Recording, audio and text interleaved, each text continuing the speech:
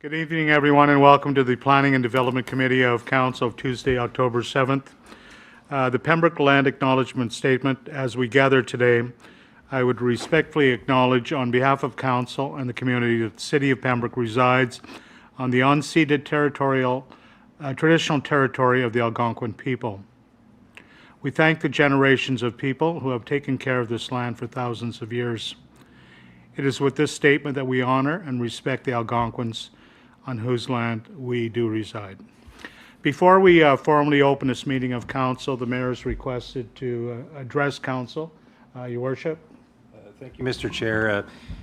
I think it's only fitting before we get started with this evening's agendas and so forth that we acknowledge the passing of Marion Patterson. It's with deep regret that we announce this evening the passing of Marion Patterson Combs. She was many things to many different individuals. I know for myself it was her passion for local history, and I often have discussions at what is now the Heritage Center. But as I understand, she was a teacher, an administrator, an author. She was many things to many different individuals. And in relevance to our municipal council, my understanding is she was a city councilor from 1991 to 2003, so certainly committed to her community, serving in this particular role. And so, with the indulgence of council, perhaps we should have everyone please stand in just a moment of silence to reflect upon her passing.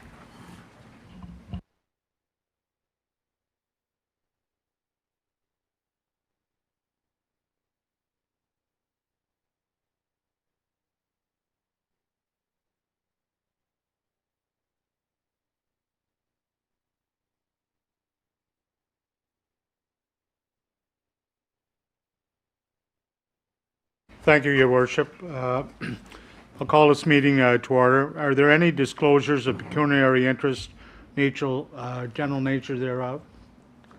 Seeing none, I require an approval of the amendments of the meeting agenda, moved by the Deputy Mayor, seconded by Councillor Plummer. Errors or omissions? Those in favor? Carried. Thank you very much. The approval of the minutes of the Planning and Development Committee of September 2nd, 2025, moved by the Deputy Mayor, seconded by Councillor Fernier. Any errors, omissions? Seeing none, those in favor? Carried, thank you. Any business arising from those minutes? Seeing none, we'll proceed with item 7, presentation and delegations, community improvement plan update. And I would like to welcome Nadia DeSanti, the WSP project manager, and Anita Sutt, the WSP Deputy Project Manager. And ladies, you're joining us this evening by electronic communications. Welcome to the beautiful city of Pembroke. Carry on. Thank you. Thank you, Bishop and Chair. Development Committee. It's great to be here with you virtually and in person soon enough. We have a short presentation that we will go through. Anita's will be sharing her screen.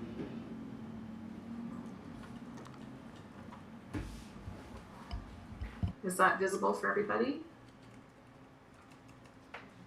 You can see that very good. Great, thank you. So my name is Nadia DeSanti, and I am a registered professional planner and practice lead with the consulting firm WSP. I am the project manager for this city's community improvement plan project update, and both Anita and I also worked on the City of Pembroke zoning bylaw review project in 2020. I should mention that I assisted the city in developing the existing CIP back in 2016.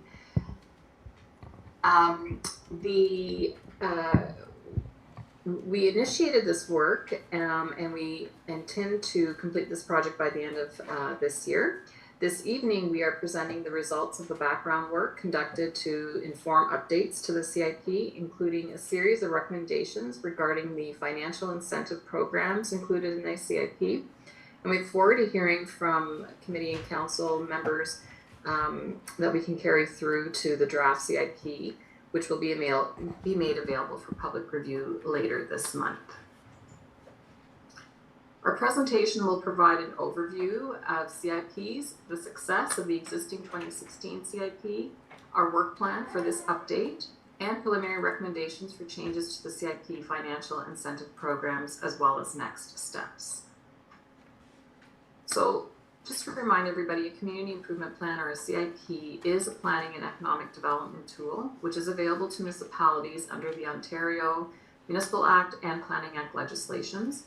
A CIP is used to promote community revitalization and helps to achieve economic, community planning, and urban development goals such as beautification and attracting investment in local businesses. Through a CIP, municipalities can enable a wide range of programs and policies aimed at revitalizing targeted areas and encouraging development in specific areas within a community. CIP programs are usually in the form of grants, which can assist private property owners in improving their properties, such as revitalizing facades, signage, and landscaping, or full site redevelopment, infill, and intensification. They can be used to encourage housing development with a focus on housing affordability and the environmental cleanup and redevelopment of brownfields or previously contaminated sites.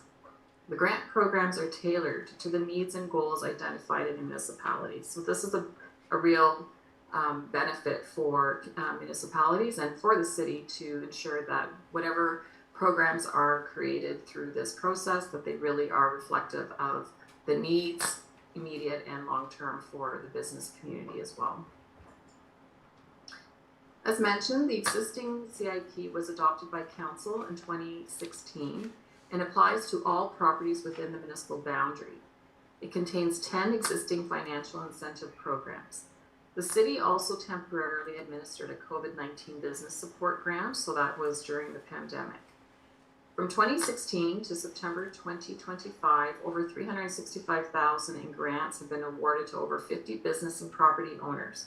These grants have directly supported projects with over $1.5 million in construction value, representing a high return on investment. The most popular grants to date have been the 2 facade improvement grants, the accessibility grant, and the planning and building permit fee grant. Purpose of the CIP update project is to review and confirm the CIP project area where the updated CIP will apply, and to review the financial incentive programs in the CIP. We propose that the updated CIP continue to apply across the whole municipality to maximize its reach to potential property and business owners. As part of this review, we have conducted a scan of Ontario municipal CIP programs to understand the program options being offered by municipalities in Eastern Ontario and across the province. Through this project, we'll also determine which existing programs in the CIP should be continued, modified, or removed, and also recommend potential new programs tailored to the community's needs and priorities. Example, more affordable housing, accessibility, community safety, and ensuring that they are aligned with the city's investment and attraction strategy. Just a high-level overview of our work plan and our community engagement programs. So we're undertaking this update in 3 phases. We're currently wrapping up stage 1, having prepared a draft background report that has been reviewed by city staff and the Planning and Development Committee and Pembroke's Economic Development Advisory Committee. We will be preparing and publishing the final background report, and it will be posted on the city's webpage for public information after tonight's meeting. As part of stage 2 and later in October, we will be publishing the draft CIP and presenting at an in-person engagement event for community feedback in early November. After that event, a final draft CIP will be prepared and presented at a statutory public meeting before it is finalized. The final CIP will be brought to Council for consideration of adoption in early 2026. I'm now going to turn it over to Anita to present our recommendations. Thank you. Thank you, Nadia. In developing the recommendations for updates to the CIP's financial incentive programs, we considered the results of the existing 2016 CIP over the years and the grants that have been awarded. And we've also reviewed the community needs and priorities that have been communicated to our team by city staff, Heather Sutherland, the city's economic development and communications officer, who is the project lead. And this is also based on staff's discussion with council, the Planning and Development Committee, and the Pembroke Economic Development Advisory Committee. and also based on results of community engagement that staff have previously undertaken, including with business owners as part of the 2025 Business Retention and Expansion Project. There was a key survey with business owners across the city, and that information was also provided to us. And one of the questions, or several of the questions asked, pertain to the CIP and the types of programs that business owners desire in the future. Our recommendations are also informed by the municipal scan that Nadia mentioned. We had reviewed 13 municipal CIPs across Ontario, 5 of which are quite new CIPs that are housing focused. 5 of these CIPs were in Eastern Ontario and have been developed within the last 4 years. And we also looked at 3 other Ontario CIPs that have programs which target similar community priorities, as we've heard are important today in Pembroke. So regarding the existing financial incentive programs that are in the 2016 CIP, we are proposing to combine the 2 heritage facade programs, being the Downtown Heritage Facade Program and a General Facade Improvement program into a single grant program that would apply across the city, and it would not just be applicable within the Pembroke Business Improvement Association boundary as it is today. We're also proposing to remove the Affordable Housing Study Grant and the Project Feasibility Study Grant. These grants were not aimed at assisting property owners with construction costs. They were more grants focused on assisting with the costs of developing studies, feasibility studies, to help inform whether a project can go ahead. And they had no uptake since the CIP was adopted in 2016, so there were no applications for those programs, and our recommendation is to retire them. The other programs in the grant under the KEEP column on the slide, we are proposing be maintained. However, given that the CIP is dating back to 2016, some of those grant values are a little bit out of date in terms of reflecting the increase in construction costs over the last 9 years. So we are proposing to, in coordination with the city staff and the treasurer, to come up with a more appropriate grant value for some of these grants. In terms of potential new programs that we recommend be added to the CIP, we are proposing the consideration of 4 programs that would be aimed at incentivizing housing with a focus on affordable housing. One of these grants is an additional residential units grant that would assist property owners with the cost of constructing additional residential units as an apartment within a single detached, semi-detached, or townhouse dwelling, or on the same lot as one of these dwellings, but in a detached structure. And this would be in accordance with the permissions under the Planning Act that apply across Ontario that require all municipalities to permit a total of 3 units on lots that contain singles, semis, or towns. We are also proposing consideration of an affordable housing grant, which would assist property owners with the costs of developing new affordable units, either on the upper stories of existing commercial or mixed-use buildings, such as in the downtown, or as standalone multi-unit residential buildings. We have also proposed, based on the municipal scan, including several Eastern Ontario municipalities who maintain this program in their CIPs, an affordable housing development charge rebate program that would provide a rebate for development charges for new multi-unit residential developments that contain affordable rental units. And lastly, we are proposing a multi-unit housing grant for new residential developments that consist of 4 or more dwelling units, whether they are market or rentals.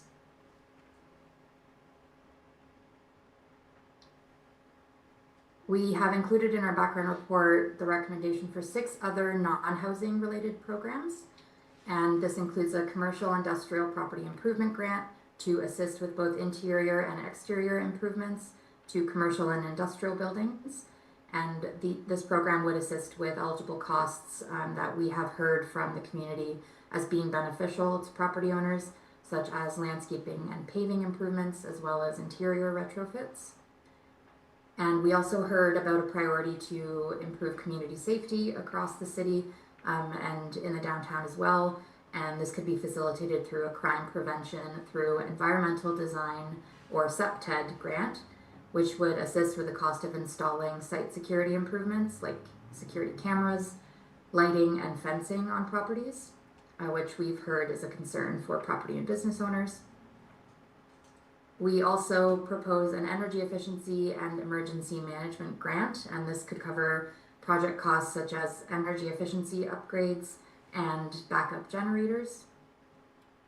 And many municipalities also have been updating their CIPs with municipal surplus land disposition grants that allow a municipality to dispose of lands that have been declared surplus and that are municipally owned below market value. And lastly, 2 more commercial-oriented grants, one being a sidewalk, patio, and pop-ups grant that we are in the process of discussing with the planning and building department because it would require some coordination there. But it could feasibly allow for the seasonal use of city sidewalks or on-street parking spaces for temporary patios and pop-up retail spaces. And that would be for commercial uses that have commercial on the ground floor. And we also, in speaking with Heather Sutherland, have identified the potential to break out a separate grant for signage improvements. Right now, signage is one of the eligible costs under the 2 facade programs, but many CIPs administer this as a separate program, and these are often lower value grants that can make use of the council budget that's allocated in a given year, and they wouldn't have to be associated with other facade improvements. And we would also propose to extend the signage grant to be available for home-based businesses.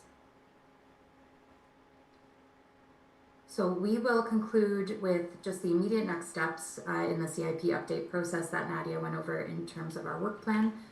But we are in the process of preparing the draft CIP for public review, and certainly this meeting and any feedback we receive on the proposed recommendations will find its way into the draft CIP. And we are planning to present it in person on November 3rd, which is the tentative date at an in-person community engagement event in Pembroke. And a notice of this event would be published approximately 2 weeks in advance with all the details. And we will be anticipating that the final CIP will be completed by the end of the year and brought to council in early 2026 by staff for consideration of adoption. So with that, we thank committee and council for your time, and we're happy to answer any questions that you may have for us. Thank you, Nadia and Anita. I want to recognize our Heather slipped in there. Welcome, Heather. I know you were at the meeting. I'm sorry you just were very subtle when you slipped in. Welcome to the meeting as well. Questions of council. Deputy Mayor, Councillor Fernier. No, I just have a comment. I want to thank the CIP committee and the consultants, and I'm really glad to see affordability housing incentives being proposed. And we talked about it a long time also, the crime prevention features of cameras and fencing and that. So I think that's on the right track, and I look forward to the final, I look forward to the draft report. Thank you. Councillor Fernier. Yeah, thank you. Really happy to see that housing affordability is part of this grant review. One question about the, and maybe you don't have an answer yet, but the combination of the Downtown Heritage Grant and the other facade improvement, combining the two, would we still break it in 2 sections to have that heritage criteria for the downtown? Because I know that was always the biggest part of it. There was colors, there was different types of materials that should be used. Is that criteria, or is that something you're going to look at when you're combining the two? And then my second question, if you want to go ahead and answer that, I think Heather probably would know. Go ahead, Ms. Sutherland. Thanks. So through the chair, the staff recommendation based on feedback and the longevity of the program is to eliminate the heritage component. Of course, that will be for council decision, but Okay. we're not a heritage downtown. Yeah, I so- think that would be open to council discussion, because I mean, I'm open to opening it up, but certain things I think I wouldn't want flashing neon signs everywhere. And I mean, anyway, that's for another day, another night. My other question was, I'm really interested in the affordability thing, but I'm wondering who's affordability scale would be used? Because I've heard a couple of different things in my meetings that I've taken part of. What is their idea of affordable? You know, maybe affordable for some, but not for others. And how would we guarantee that that is going to stay affordable? Like, how would we enforce that? I mean, that would be something you'd have to look at. How do you make an agreement and then later on the rent isn't so cheap? So I know the county has something like that now. It hasn't really been taken up a lot, to be honest. So I'm hoping you're going to look at any municipalities that have had success and see what is their magic formula for attracting developers, because they got to make a buck too, and you can't blame them. Anyway, your feedback's welcome. Go ahead. I'll maybe turn it to the consultants if they have. Yep, some is insight anyone on there that. could answer the question? Nadia or Anita? Yeah, I can begin through your worship, but thank you for the question, Councillor. So the definition of affordability would be definitely the next step in our discussions with staff and council in terms of what should be used. The existing CIP does include a definition of affordable that was based on the county of Renfrew at the time. Many municipalities are electing to use the province's, the federal definition, CMHC, of what affordability means, which has also been carried forward into Ontario's provincial planning statement. And the Cliff Notes version of that is that it's a maximum of 30% of a household's pre-tax income. So we would establish the definition of affordability based on direction of council, and we will look into what the current County of Renfrew affordability definition is in the Housing and Homelessness Plan, and that is for further discussion if the program gets the green light to be included in the draft CIP. And in terms of how affordability would be managed over the course of the life cycle of a project, every grant that is issued would be accompanied with a legal agreement that the property owner would enter into with the municipality, and it would specify the duration that rental units, for example, would have to be maintained as affordable and what that scale would be over time. Hopefully that answers that question. Nadia. Yes. Okay, Nadia. Yeah. And sorry, through the chair, just to add to that, it also depends on who is developing the affordable housing. If it's a developer who's, including some affordable units, or if it's a nonprofit organization, there's different financial arrangements, and that can be dealt with. So I'm actually learning quite a lot about that through some of our work that we're doing on affordable housing development. So we can definitely share that through this process. But there are different ways, because the concerns, Councillor, that you've raised, those are concerns across Ontario, and we get that question often. So there are different financing arrangements, agreements, and we'll be exploring those and sharing that with the city. Thank you. That being said, our grants, they have to be attractive, or no one will want to sign a contract. So just thank you very much for your information. Your worship? Thank you, Mr. Chair. Just very briefly, I think all of us wanted to see the current CIP revisited, revised. It was a game changer when it first came out. I know that Councillor Keel and I have met with staff, and just to remind this council, when we get into budget mode, you got to properly fund what this CIP is going to be. So it's expanded, it's improved, and that's great. Just don't underfund it would be my suggestion. And as the Deputy Mayor said, happy to see the SEPTED, because I know that in some meetings with the PBIA, certainly there's certain businesses that we're pushing for different things. So very pleased, looking forward to seeing the draft. Councillor Purcell? Thank you very much for your presentation. One thing I'm really pleased to see is that the accessibility grant remains. And still, we have a lot of work to do in terms of properties, in terms of making those properties accessible. So for businesses to take advantage of that grant, and that will continue. I thought that was fantastic news.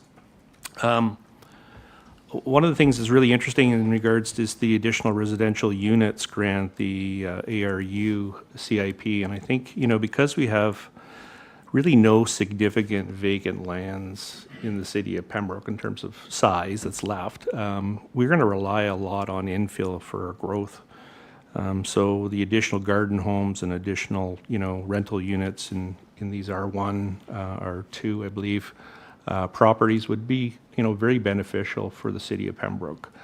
We have, the issue that we have right now is that the market rents are, in some cases, more than some of the bigger cities that are around us. So the more units that we make available, it doesn't even have to be low income, but the more units that we make available, the market will drive the price. So I think we got to continue, ensuring that we have the right incentive programs in place, and I think you guys are right on the money there. And we were going to be talking a little bit about our building fees, and I'm just wondering how this grant would also work with the building fees, because for an additional unit right now, I think it's like a $200 building permit fee for an additional unit. Well, why aren't we waiving those? And I'm just looking at council saying, like, look, if we're going to be serious about infilling and secondary units, then we should be looking at waiving some of those fees permanently, not through a program, but it should be just as you're putting a garden house or a secondary unit, there shouldn't be a building fee associated with it. Thank you. Other members of council? Heather, do you have anything to comment on, or? No, nothing further at this Very time. good. From the chair, the aspect of retaining heritage, I think, is very important.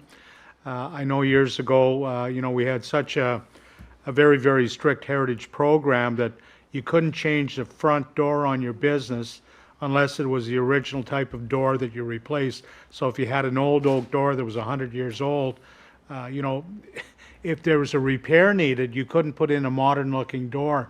You had to go and get the door structurally made to the same specifications. And I think that was damaging to a lot of property owners that may want to sell the building. But I think people don't come to a community such as ours that'll be celebrating 200 years in a year or two.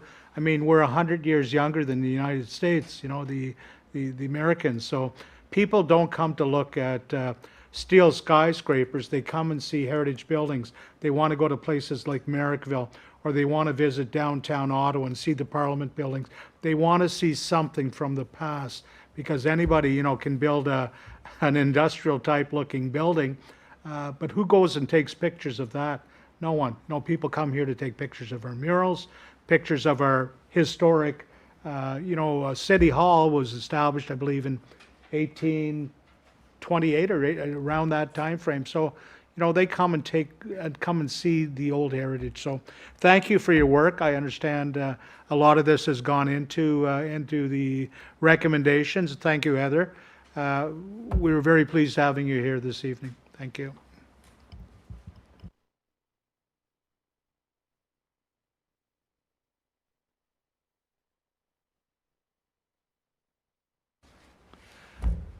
Thank you.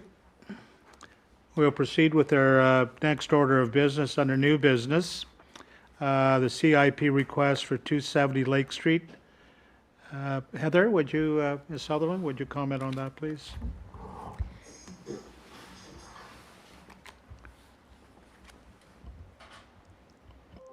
Sorry, just wait. There we go. Okay.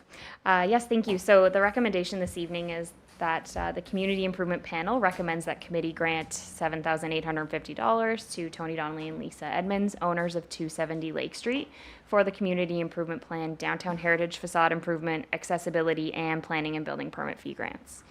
So in total, this project will be investing a little under $25,000 into improvements into the building. And with the eligibility guidelines of the CIP, are eligible for the $7,850 under the grant. So what this grant is looking at is they're making improvements in order to ensure the viability of this building for a new tenant and potential future other tenants, as they have several units in this building. And so these improvements include installing an interior accessibility ramp, an exterior accessibility ramp with railing, replacing front windows, refurbishing the door to a wider entrance, and installing automatic door operators. So the included items meet the requirements of the three grant programs outlined. The property is in good standing with the Treasury Department. It has no work orders from the Fire Department. There is an open building permit on the property from the new tenant for interior works. So in the past, committee has handled these situations as separate from the project work and still considered the applying project as eligible. So the panel voted unanimously to recommend this application for approval and noted how it liked that all quotes were provided by local contractors. Questions? Members of council, I believe this will be before council tonight for a vote. Do we need a mover at this particular time? The questions, Councillor Purcell? Councillor Purcell moves, seconded by Councillor Fernier. Discussion? Seeing none, those in favor? Against? Carried. Thank you.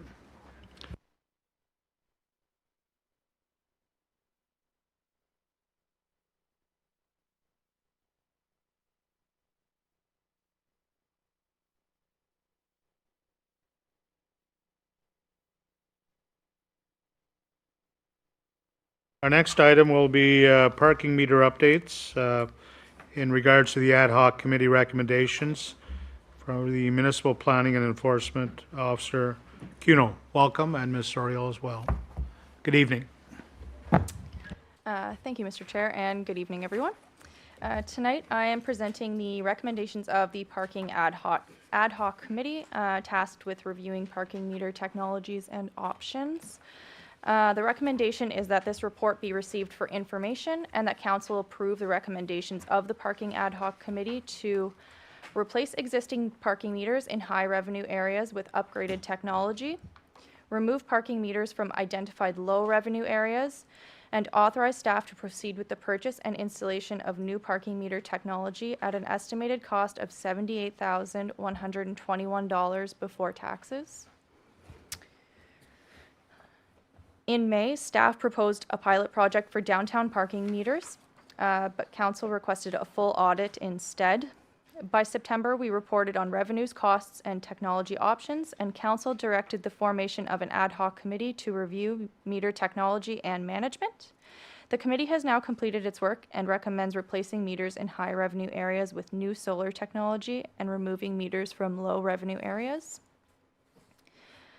The committee concluded that replacing meters in high revenue areas will improve reliability and provide modern payment options, while removing meters from low revenue areas will reduce ongoing maintenance and allow staff to focus resources where demand is highest. The plan proposes 62 new meters, down from the previous 193, because the new technology allows a single meter to serve two spaces. These solar-powered meters accept both coins and credit cards, integrate with existing mobile payment apps like Honk Mobile, and include remote monitoring for enforcement purposes. Maintenance requirements are minimal, limited mainly to battery replacements every 5 years. Overall, this upgrade is expected to modernize parking services, reduce downtime from malfunctions, and offer residents and visitors a more convenient and efficient parking experience. Staff have reviewed the costs for purchasing and installing 62 new parking meters, which is estimated at approximately $78,121 before taxes. The cost includes 35 meters capable of servicing two spaces, 27 meters servicing single spaces, new poles for all meters, 4 rechargeable battery packs on standby, 1 battery charger, and installation fees. In addition to the purchase and installation, a monthly fee of $892 for cellular communications and credit card processing services will apply. Therefore, there would be an annual cost of approximately $10,704 plus HST. Most of this cost can be covered within the existing parking meter maintenance budget, leaving only a shortfall of around $3,400, which could be offset through increased revenue from credit card and debit card payment capabilities. Additionally, the Parking Services Reserve Fund of $79,487 could be used to support the overall investment.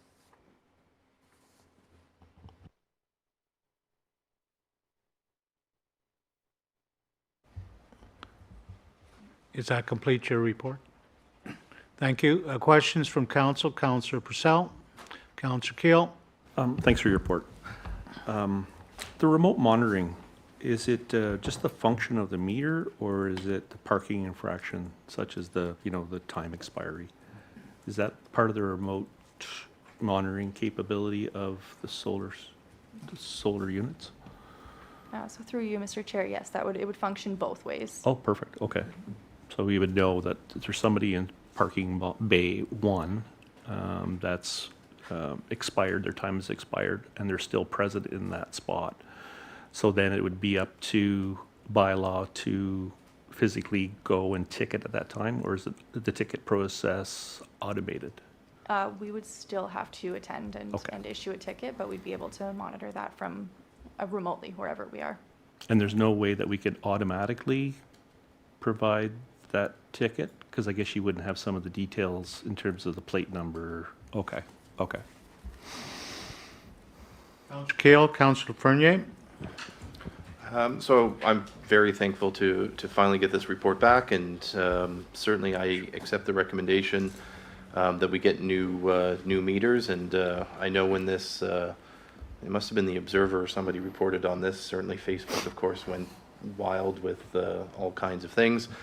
So I just, I want to take a moment to remind people that there's really an option to do nothing is really not an option. The biggest thing on Facebook, of course, is, well, we should just have free parking. That's fine. But if we have free parking that needs to be monitored, for example, 2-hour maximums, 3-hour maximums, we still have to pay for bylaw to go and monitor those 2 hours or 3-hour maximums. So now we're paying bylaw to enforce parking with no revenue in return. So I don't foresee that as an option unless we are okay with the concept that somebody might park their vehicle on Pembroke Street and leave it there for 3 weeks without moving it. So at the end of the day, we need to fund the parking service, and that, of course, is where I think looking into this and diving into this is important. So it was last year, I believe, when we were talking about the parking costs, and at the moment it's 25 cents for half an hour, 50 cents an hour. And we went around the table, and there was some discussion about whether we go to a quarter for a quarter hour, or $1 an hour, which, if you have been to any other city, would still probably make us one of the cheapest meters in literally the province of Ontario. And then the revelation hit that we can't do that because the meters are currently so old that we can't actually change them. So the only thing that I think is missing from this is my belief that we should, for the first time in, I believe, decades, not a decade, but decades, that we should increase the meters from a quarter for a half an hour to a quarter for a quarter hour. And yes, on paper, that's 100% increase. But I think in life, adding an extra 25 cents apparently doesn't even get you a bag of candy anymore. So that's the only thing that I think is missing, is I think, we have to pay for the meters. This is an investment of approximately $80,000, and we need to continue to fund bylaw. And we know that the current deficit was 27,000, I think, when staff costs and somewhere a couple tens of thousands is a deficit. So at the moment, whether you go downtown and use parking or not, you're paying for it out of your tax dollars.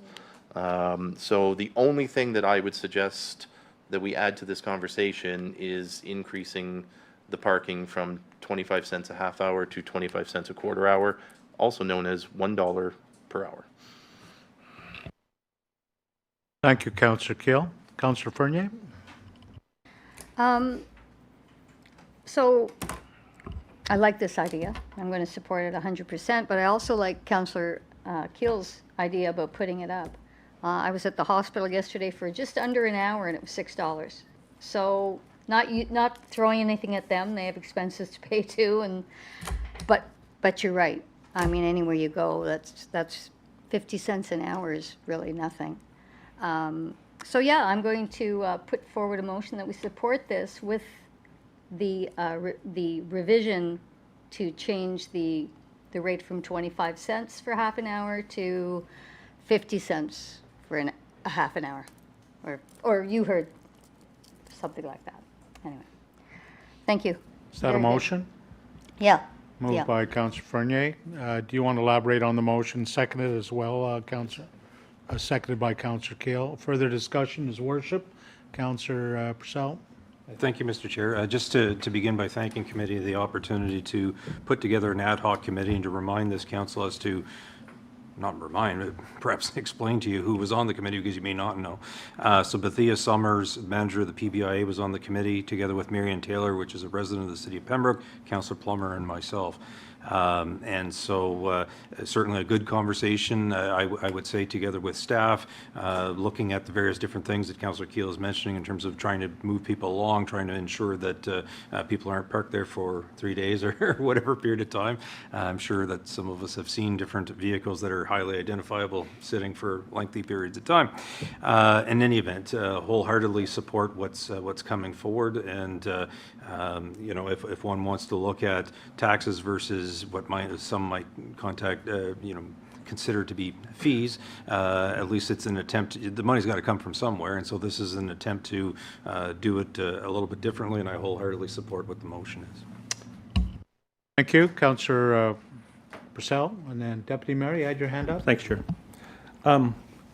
I agree. My only concern is I think it would have been nice if the ad hoc committee would have made some recommendations in regards to, you know, the cost, per half hour or per 15 minutes. I thought that would be more appropriate. There's subject matter experts. That's the reason why they're there. There may be some reasons why or why not. So for that reason, I would like to see it go back to the ad hoc committee and just come back with a recommendation, because we may be selling ourselves short. I would support that. Councillor, excuse me, Deputy Mayor Abdallah. Thank you, Chair.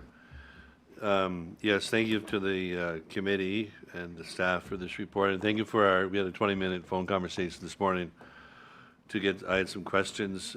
Ms. Cuno, could you please explain, I don't want to put you on the spot here, but you told me you did so well this morning on the phone, license plate recognition software. Can you explain, because I've had some questions about that from the public, on why it can't be used in Pembroke, and also comment on private parking contractors, like you said this morning. So through you, Mr. Chair. So parking recognition technology is effective, and as far as I know, it's only used in parking lots that are permitted. So essentially what would happen is license plates would be entered into a registry, and upon entering a parking lot would flag into that system. And if a license plate entered the parking lot that was not permitted to be there, at that point that system would kick back a recognition to us and alert us that there was a vehicle not supposed to be parked in that location. For us, it wouldn't work for public parking lots in a timed purpose. So like for example, a vehicle can't enter a parking lot and a timer does not begin that's associated with a license plate. It just doesn't exist at this time. I think it's possible to exist at some point, but right now it only exists in a permitted capacity as far as my research showed. Just two follow-ups. The private businesses that, you know, Toronto and Burlington have, those are not, that would not help Pembroke. Yeah, so through you, Mr. Chair, I think what you're referring to is the contracted parking companies that come in and conduct all of the parking service for municipalities. My understanding is a lot of those companies operate on commissions, so their officers turn into more or less a parking army, and I'm just not sure if that's what the community is looking for at this time. And just one for Ms. Soriel, can you... Try and keep your comments restricted to one question, Deputy Mayor, because if everybody does 3 questions, we'll be here for the whole part of the evening. So Well, I just everybody wanna- gets a chance to speak once. I Go just ahead. wanna thank you. I'll allow it. I just want to raise the accessibility with the reason we cannot have, like I said, could we put 2 parking spots together to make them more accessible parking spots downtown, and the reason we can't do that. So, through you, Mr. Chair, the ODOA, the Accessibility for Ontarians Disability Act, gives a requirement or gives provisions for an accessible parking space. So it has to be a certain width and a certain length. Most of our downtown, we can achieve that length. We can't achieve the width because there has to be hatched areas where a person can safely step out onto, take out their walker, take out the wheelchair, whatever, and we don't have that width to be able to do that. So unfortunately, on-street accessible parking is limited to what's grandfathered and what's there now. Okay. Thank you very much. Members of council, there is a motion on the floor. There's been a suggestion that perhaps it may be looked at another way. What are your feelings? Are you prepared to vote on the motion at this particular time based on the information? I believe we should proceed. Councillor Keel, you were the mover, or Councillor Laferniere, you were the mover. So I don't have a problem with holding off on the fee, because I don't know that that's as time sensitive, but I think we do want to know whether we're moving forward with the purchases. So I would suggest that we just split the motion and we can vote on the first one, and if we want to table the fee part, we can table that. If the committee wants to meet again, and I don't know if Councillor Plummer or the mayor wishes to speak to whether that committee would want to reconvene on that question. Councillor Plummer?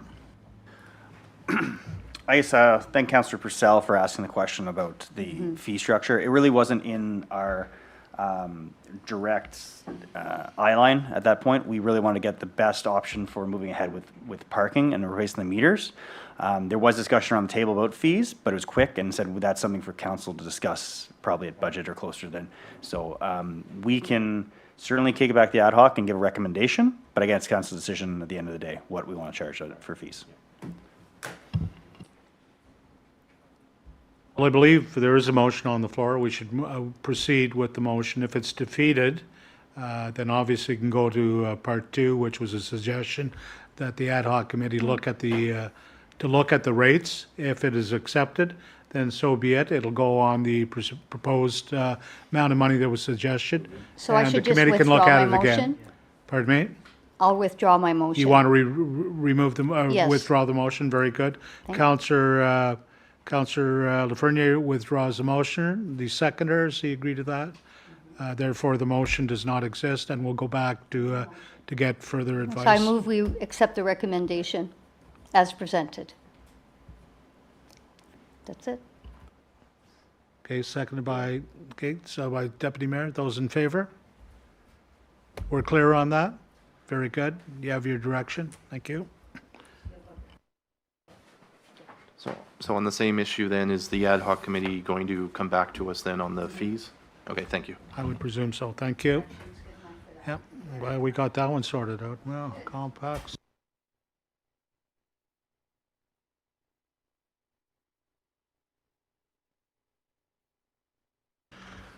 Members of council, you have before you under new business, item C, building permit fee review report. It is fairly extensive. I'm sure you've had time to look at it. My question to the committee is, will you want to question each item as it comes forward, or do you want to wait till everything has been presented? What is the wish of the committee? Wait, okay, is that good with everybody? Hear all the information, then we'll come back. Very good, so go ahead, Ms. Soriel. Okay, good evening. So our recommendation is that the Planning and Development Committee endorse and recommend to Council the following based on the building permit fee review report. That the recommended building permit fees be approved as presented by Table 7. A building reserve fund be applied on every building permit, which is an additional 5% of the proposed building fee would be added to the city's building department reserve fund to relieve budgetary pressure in lean construction years. A permit would now be required for solar panels, a proposed fee of $320. A permit would now be required for the creation of additional residential units, proposed fee of $200 per unit. A refundable building deposit fee, proposed fee of $150, would be refunded prior to the expiration of a building permit, and this would be to encourage the completion of all permits. and that the building permit fees would be increased annually by 1.5 times the consumer price index starting January 1, 2027. So based on the 2024 building permit fees, if the recommended increases in fees are put in place, the city could expect to receive an additional $45,000 in revenue. And further, if the 5% reserve on all building permit fees were instituted, the city could see an annual $8,000 being added to the city's building reserve fund. So as part of our the city's 2025 budget, the study was completed. It began in May, and we have reviewed the current fees. And our report is to provide the costs of administering and enforcing the Building Code Act in our building department. We're looking at the change of existing fees, and we're looking at that rationale for imposing or changing the fee. The Building Code Act allows the total fees amounts authorized under the building code must not exceed the anticipated reasonable cost to administer and enforce this act. Also, the act states that a public meeting must be held, and we did have notice of a public meeting was given in the newspaper on August 7th. It was posted on the city's website on August 7th, and notice was also mailed to all local contractors and builders on August 12th. A public meeting was held on September 2nd, and there was no one in attendance to object or provide comments to the proposed recommended increases in the building permit fees, and there has been no comments received as of this date. So again, just to reiterate, the recommended building permit fees were arrived at by looking at the direct and indirect costs of the building department. By increasing the permit fees, it allows the city's building department to be based on a cost recovery, as is permitted under the Act.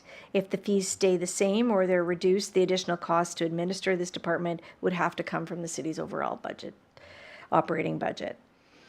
Table 7, which is part of your package, illustrates the current building department fees, the proposed maximum fees, and the recommended fees, along with the recommended fee for a 5% reserve. Staff is endorsing the recommended fees along with the 5% reserve fee. So again, the Ontario Building Code Act allows a municipality to create a reserve fund for providing service stabilization, so that when there is lean years, this will reduce the burden on taxpayers by having this reserve. So table 5, which you also have a copy of, is a comparative building permit fees based on other municipalities in this area and similar sized to the city of Pembroke. And of the municipalities polled, Pembroke is typically in the middle of the fees charged. It was noted that increasing the building permit fees to the recommended amounts with the 5% reserve fee would be comparable, or in some cases a bit higher than some of the municipalities polled. Also at the September 2nd public meeting, it was suggested that each year a building permit fee increase of 1.5 times the annual consumer price index be implemented starting January 1, 2027 to keep up with inflation and the rising costs associated with our department. So we looked at the different options. We looked at leaving fees as it is. We looked at increasing to maximum amounts under the building code, but the maximum fees would provide close to full cost recovery, designed to offset the cost of operating a building department and related support services, but the fees would be much higher than the municipalities that were polled. And we looked at increasing the fees to the recommended amount, which is attached to the report. And this would provide some cost recovery and could provide an additional $45,000 in revenue based on 2024 building permits received. And we looked at the 5% reserve fee, and again, that based on the 2024 permits would raise an additional $8,000 to the city's building reserve fund. So we're looking for your direction this evening. Councillor Keel, you had your hand up. Thank you, Mr. Chair. Councillor Purcell, you're next. Go ahead. Thank you, Mr. Chair. So I certainly want to thank the department for bringing this to us, and particularly for doing it themselves and saving, in terms of cost recovery, saving us the cost of contracting an outside person to come in and do this. Once again, I guess we have both of these things on the same night, but really it's about cost recovery and trying to do it in a way that's not burdening every taxpayer. So I think I've said it around this table before, I do prefer a marginalized user pay system where the people using the city, the city department, the city items, to be the ones paying for them.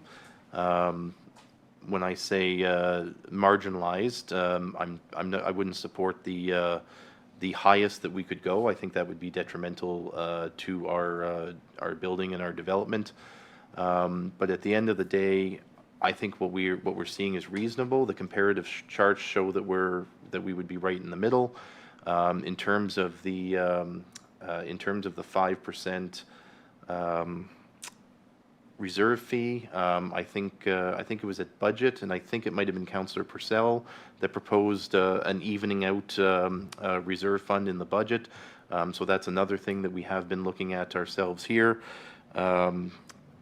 Looking at even the staffing, you didn't touch on that in your remarks, but many of the comparator municipalities have 2 or more staff. We're working with 1.25, which I would hope would show the taxpayers that we're working efficiently. We're a sizable municipality, but we're operating with fewer staff than others. If this would have produced an extra $45,000 for us across the 2024 numbers, that's not $45,000 per developer. That's across the entire development that happened that year. So I think when you divide that out, that it would produce a reasonable increase. But mostly what strikes me is that not only did we have a public meeting, not only did we publish this, but we specifically reached out to known developers who had no comment.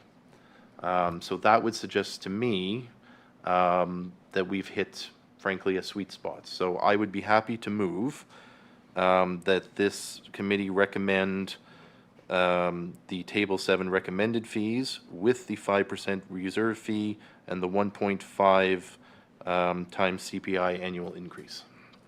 We have a motion on the floor by Councillor Keel to accept the recommendations as shown, seconded by Councillor Laferniere. Discussion, Councillor Purcell. Thanks, Chair. As I discussed at the CIP presentation, the additional housing units, the residential housing units, we're in a housing crisis right now, and if there's anything that we can do to provide any incentive, and I know $200 doesn't seem like a lot of dollars, but $200 may, help somebody decide to put a garden house in the back of their property or an additional unit. So again, we don't have significant vacant lands available, and we're going to rely a lot on infill. So garden houses and additional apartment units are going to be key to addressing some of the housing issues. Let's not kid ourselves. We don't have people lining up the door to build affordable housing. So what else can we do? So I propose that we remove the permit fee that's required for the creation of an additional resident unit of $200. And I would like a recorded vote, please. Thank you. Go ahead, Ms. Soriel. If we could just clarify that, okay? So just so that you're aware, they would still have to pay the building permit fee for that second unit, okay? Because our chief building official has to review the drawings. He has to go out for several inspections, maybe 7 or 8 of them. And then if there's any issues, has to go back and make sure that, so there's a lot of time that's, so they would still pay the building permit fee, but we're suggesting adding the extra $200 as a registration fee. That gives us an idea of how many are out there so that we have an idea of where they are, and that they're done according to the building code. So it's an additional registration fee. Just so you're aware. even more so, I think that we should remove that registration fee. We would know because we are issuing the building permit. So, I mean, we'd have a means of tracking where those are based on the number of inspections that are performed by the building inspector. Again, we have a housing crisis. Just to put it in perspective, we have almost, I think there's 10 individuals in our warming center that require housing. And these are individuals not dealing with, addiction issues. The population is going to continue to grow. So I think what we need to do is really look at every opportunity to promote by reducing the fees. And I also I want to understand more in terms of the CIP ARU, how it relate to the additional units too. So We have a not comment having for- those details, it's difficult. comment that may address your concerns from our bylaw Thank you. enforcement officer. And I'll get back to you, Councillor. Through you, Mr. Chair. So I'm Chief Building Official. We've met.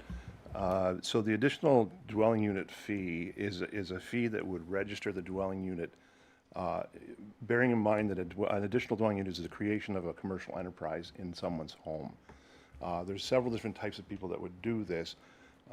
Commercial developers or speculators will do this by purchasing a property in Pembroke and then create the additional dwelling unit. So this allows us to register those units, track those units, ensure that the fire department is aware of where they are, which also is in our permit registry, that's correct, but it creates a separate registry that allows us to do that and follow up on them.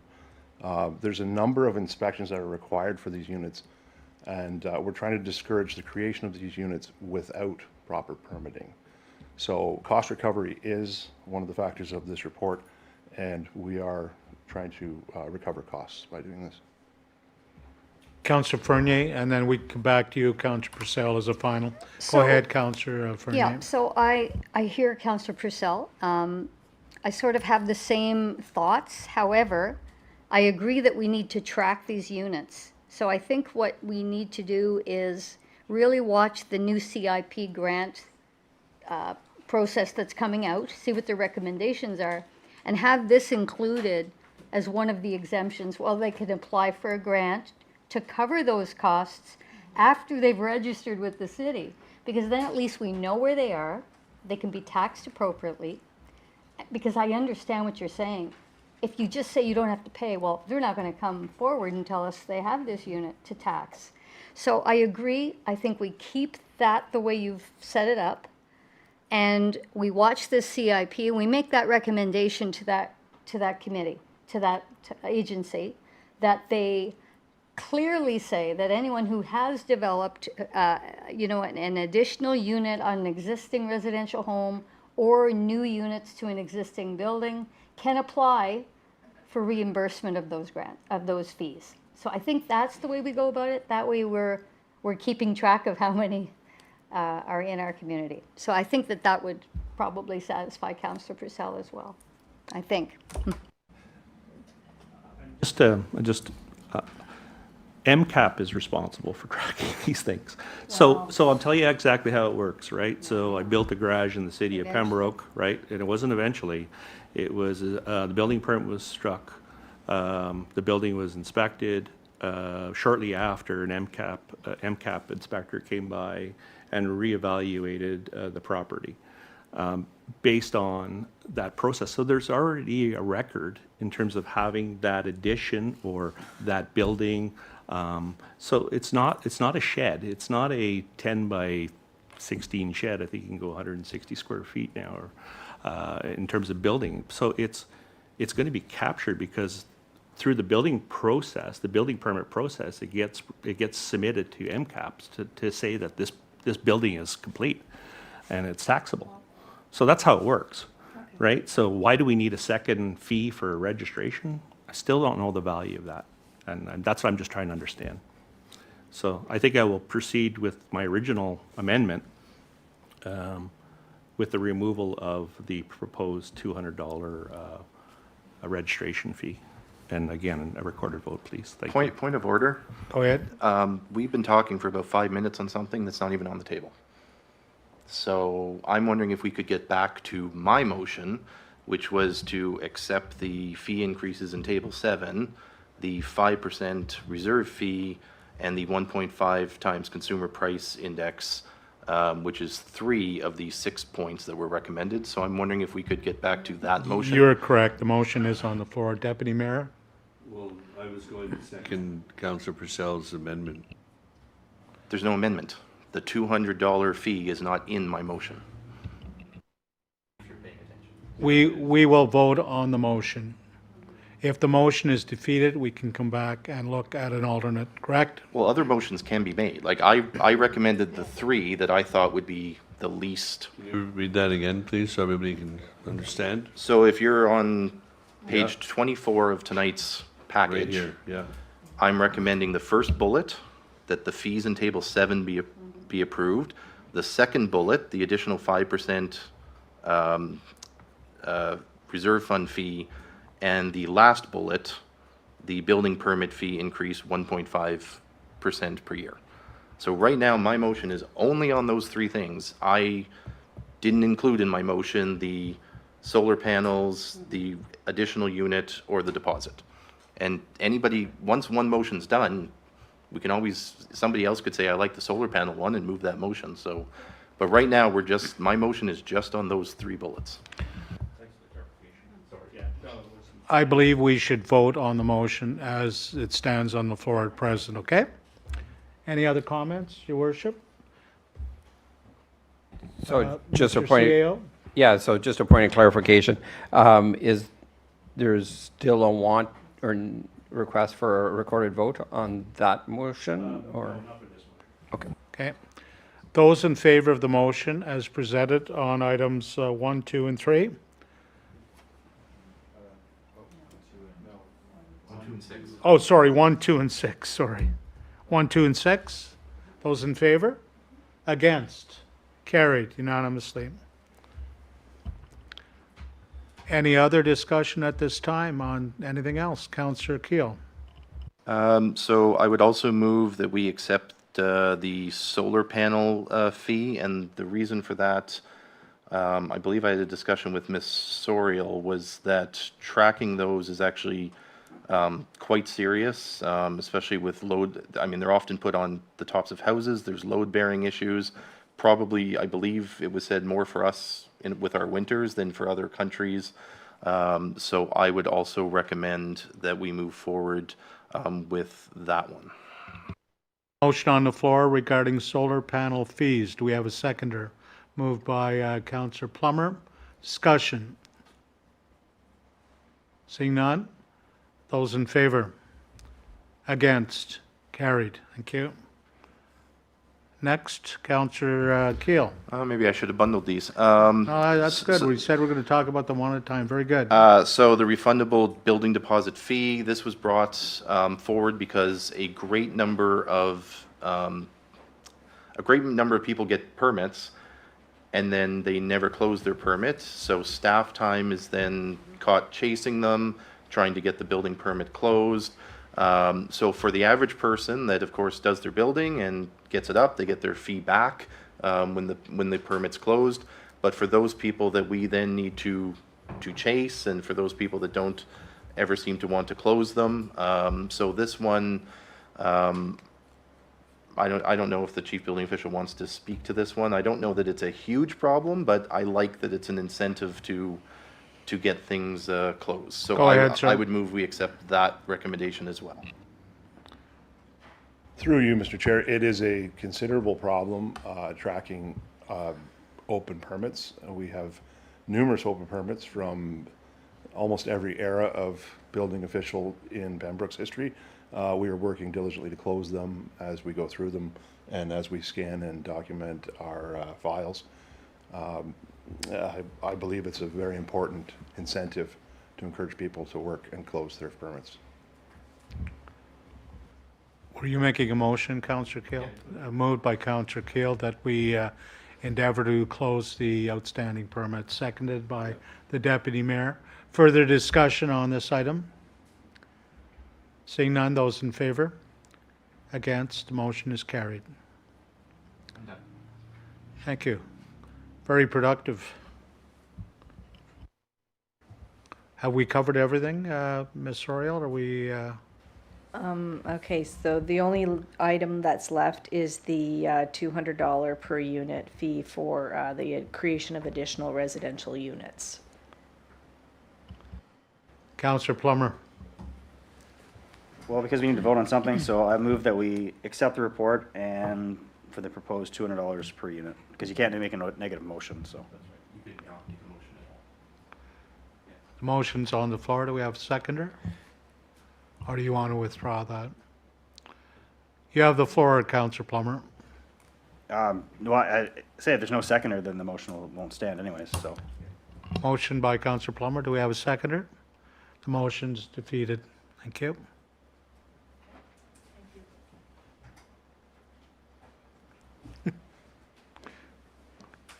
I want to thank staff from the chair for the cranial capacity that you have. And I mean, I'm just looking at that report. I mean, I went through it with a fine-tooth comb, as I'm sure Councillor Keel and the rest of the members of council did. Rather than bringing in a consultant, we have the brain power right here under this building. So thank you for your hard work. I know many people don't understand the logistics of putting a report like that together. Thank you. Tens of thousands of dollars. Thank you.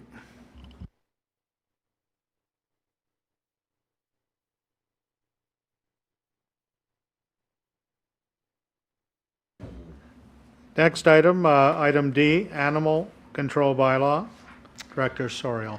Okay, so there's several points to this particular report. So do you still want me to go point by point What and would the discuss? committee endeavor to do? Or do you just want me to want to go do the- one by one? Or do you want to do the whole thing? I think on this one we should do One by one One is by the one. consensus. Okay. Is that okay with everyone? Very good. Okay. Proceed. Okay, so the planning department, the planning department is recommending and endorsing that the planning and development committee recommend to council the suggested amendments to the animal control bylaw. So the proposed amendments are not expected to result in significant financial impacts beyond standard enforcement costs. Increased penalties may result in modest revenue increases through fines. Increase in pet tags could also see an increase in revenue, and if approved, this could be included in the 2026 budget. So a bit of background, our present bylaw was enacted in 2021. A recent review of the bylaw identified sections that were required to be amended to reflect current community needs and align with provincial legislation and improve enforceability. This report was reviewed with the OSPCA, the city's animal control contractor.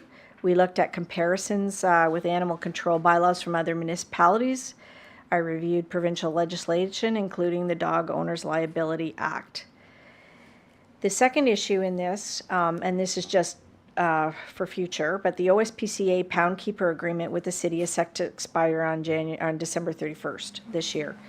So according to the request for proposal that was issued, it permits a 2-year extension to this agreement. The OSPCA has indicated they are in support of the 2-year extension, but would like some wording added to the animal control bylaw regarding protective care procedures and others as I go through each point.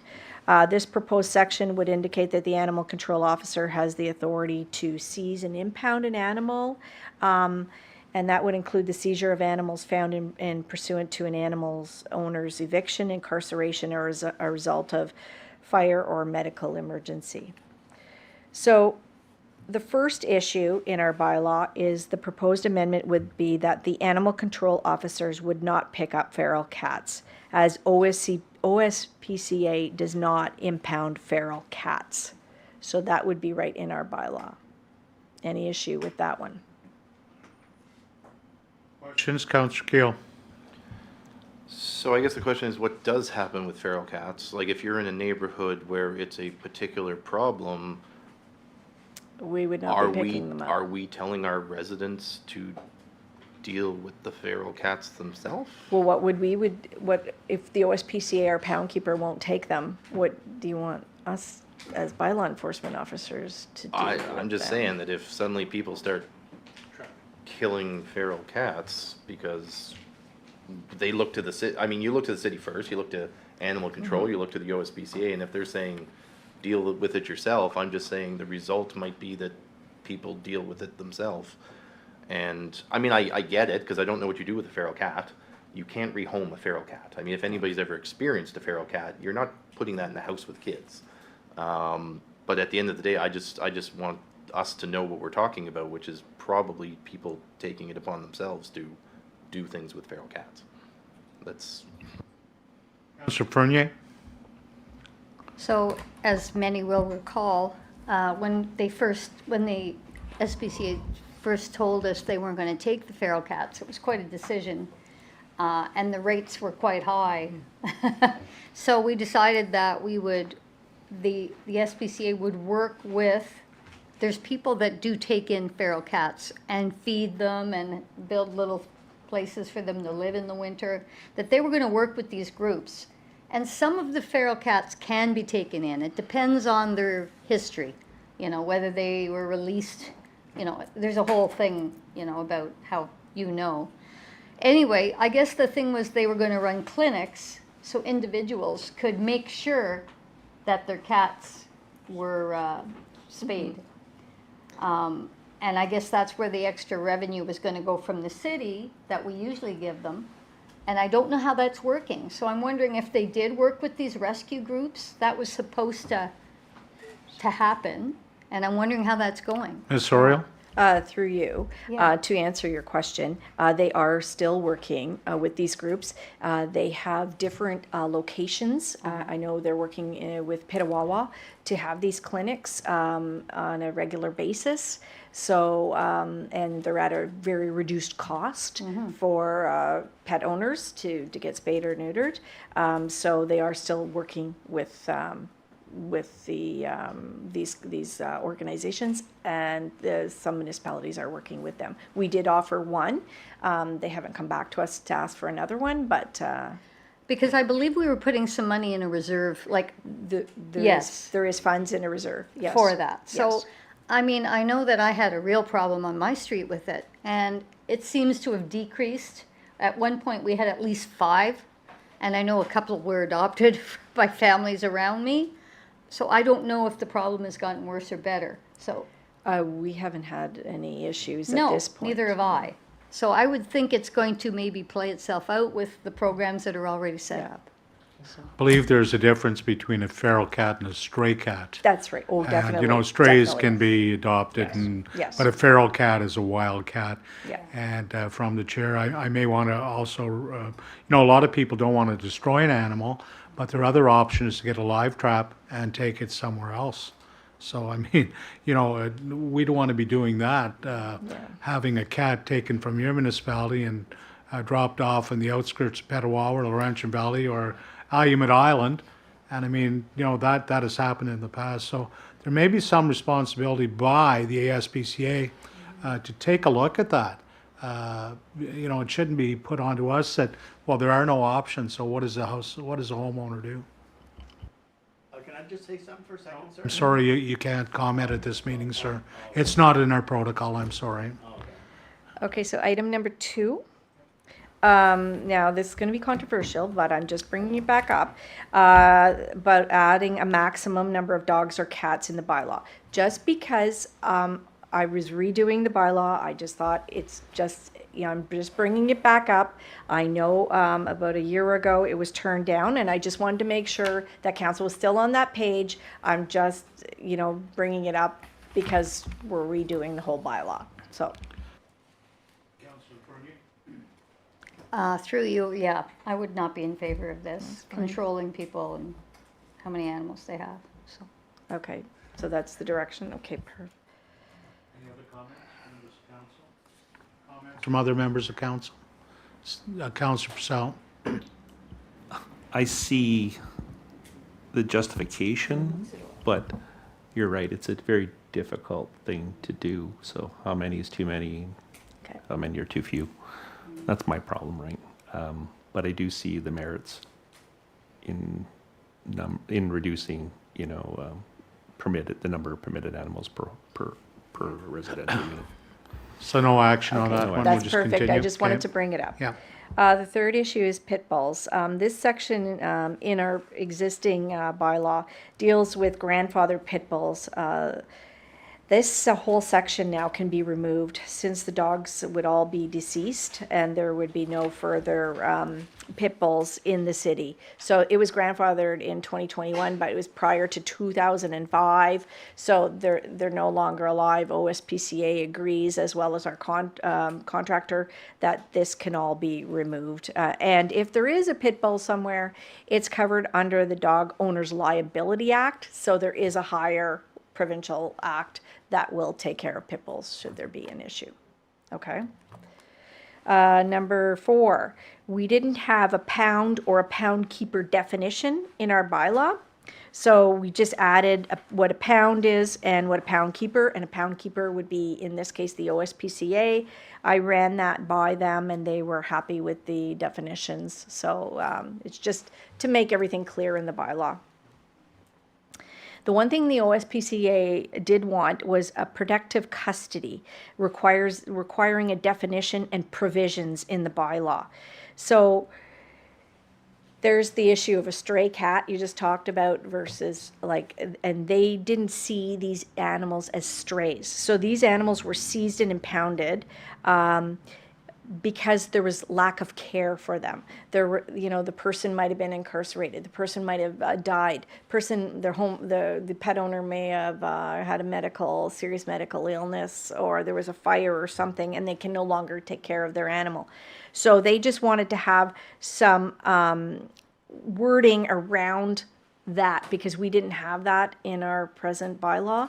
And we'll talk about it a little bit more about how we have to have 5 days instead of 3 days. We have to call people, we have to have 3 calls that are documented, things like that. So that'll satisfy the OSPCA, and I'll get to that in a little bit more. Anything about protective custody? Gil? So Ms. Soria and I did talk briefly about this the other day, and then I did go online and look at things.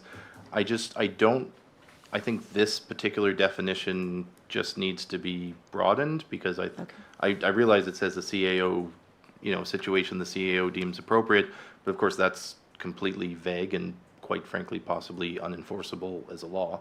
I think we need to just look at language. We can have examples, but we should just look at language where the animal is voluntarily or involuntarily abandoned and not being cared for the number of days. Because I think that specifically, that talks about every one of these situations. If you're incarcerated, the dog was involuntarily abandoned and has not been cared for 3 days. So I think just the wording that we have right now, I think is just too specific. And that's what I found somebody's bylaw. I think it actually might have been Toronto or something. Yeah. But that's my only thought. Okay. The OSPCA did like that, but I can change it, so that's fine. Okay. Anybody else on that one? Okay, the next issue is a service animal. They wanted a revised definition, and basically what the revision is that it's recognized and registered with a recognized organization. So they were worried that you can go on Amazon and buy a little service dog vest or whatever, but if you're going to have a service dog, because we don't charge licensing fees for that, that you would have some kind of accreditation to show us from a recognized organization that it is a service dog. So that's all. Councillor Keel? So my only concern with this one is there is nobody that recognizes organizations. Well, according to the OSPCA, there is. I could start a service dog training thing tomorrow with Councillor Plummer. There's no, the province of Ontario has not done anything with this. It's the Wild Wild West is literally how Fire Team K9 describes it. Nobody has stepped in to actually recognize or register organizations. So I'm just saying I think we should look into that. I hear what you say, and I'm not trying to say the OSPCA doesn't know what they're talking about, but I don't believe there's any authority that recognizes them unless, Well, I'll take unless it the out. OSPCA is suggesting that they recognize them. But that's not how I read that, so that's my only concern. Do they indicate to you, Ms. Soriel, that there is an organization that That's accredits? what they wanted the wording in there. That's the wording they wanted. So what we need to know, is there one specifically? Well, obviously they, I mean, why would they ask for that wording if there wasn't one? That's what I don't understand. I don't know. I'm just doing what they Perhaps a asked. verification of that? I mean, there's a question. Okay, next item, fees for licensing and replacement of lost tags. Presently, we're charging, presently, the OSPCA says our fees are are low compared to other Ontario municipalities. The standard is $30 for sterilized pets and $50 for unsterilized pets. According to the OSPCA, $15 is the average cost to replace a lost tag. So presently, we're charging $20 for sterilized pets and $30 for unsterilized pets, and $2 to replace a tag.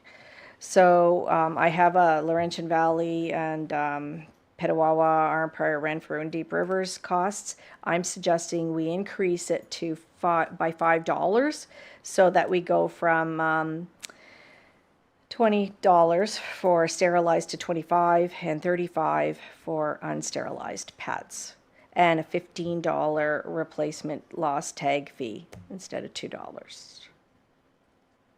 Any issues with that? If that is done, we're looking at this would increase, that extra $5 would increase revenues based on 2024 figures by $3,300.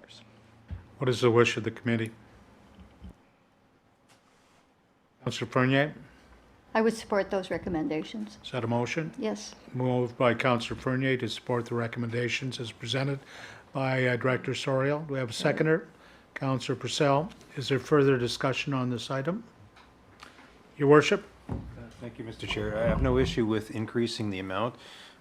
However, I'm just going to point out that in history, at least that I know of, with the city of Pembroke, not everyone is paying what they're supposed to be paying.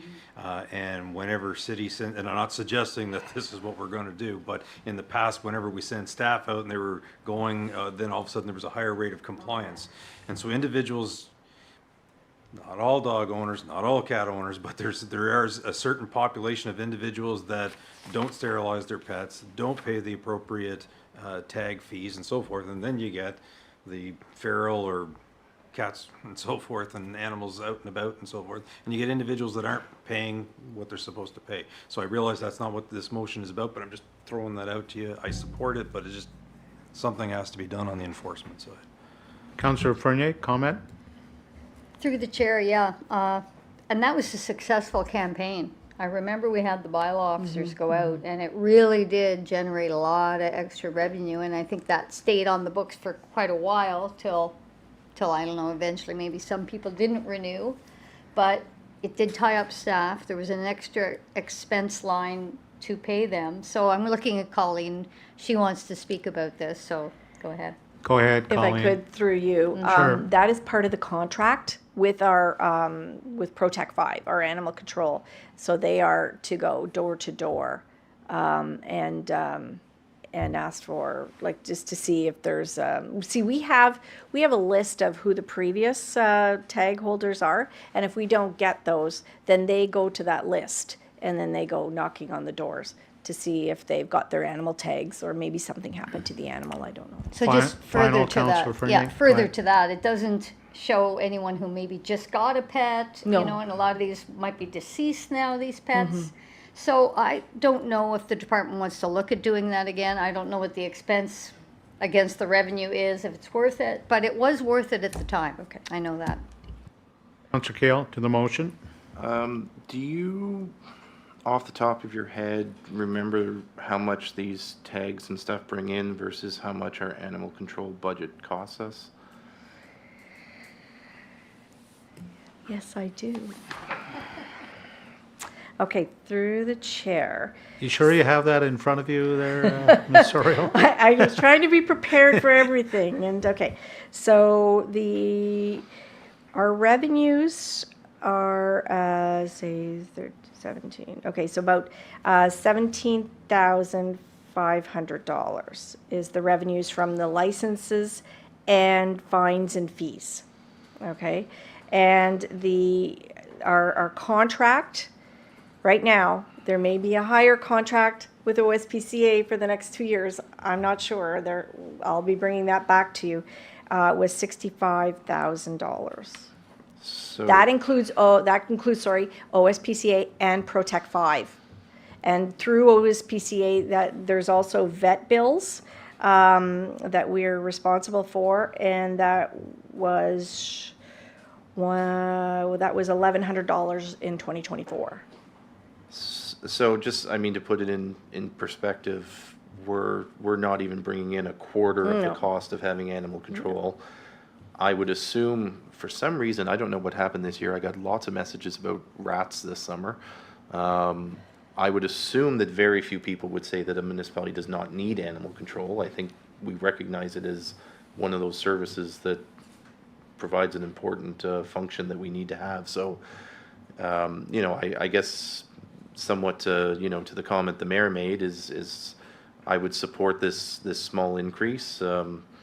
Even then, it's, you know, it's an extra $3,000 against the $60-some thousand budget. So I would support it reluctantly.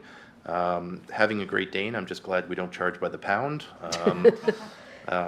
But I think, you know, at the end of the day, we do have to recognize that oftentimes the people calling animal control are not the ones that have the animal.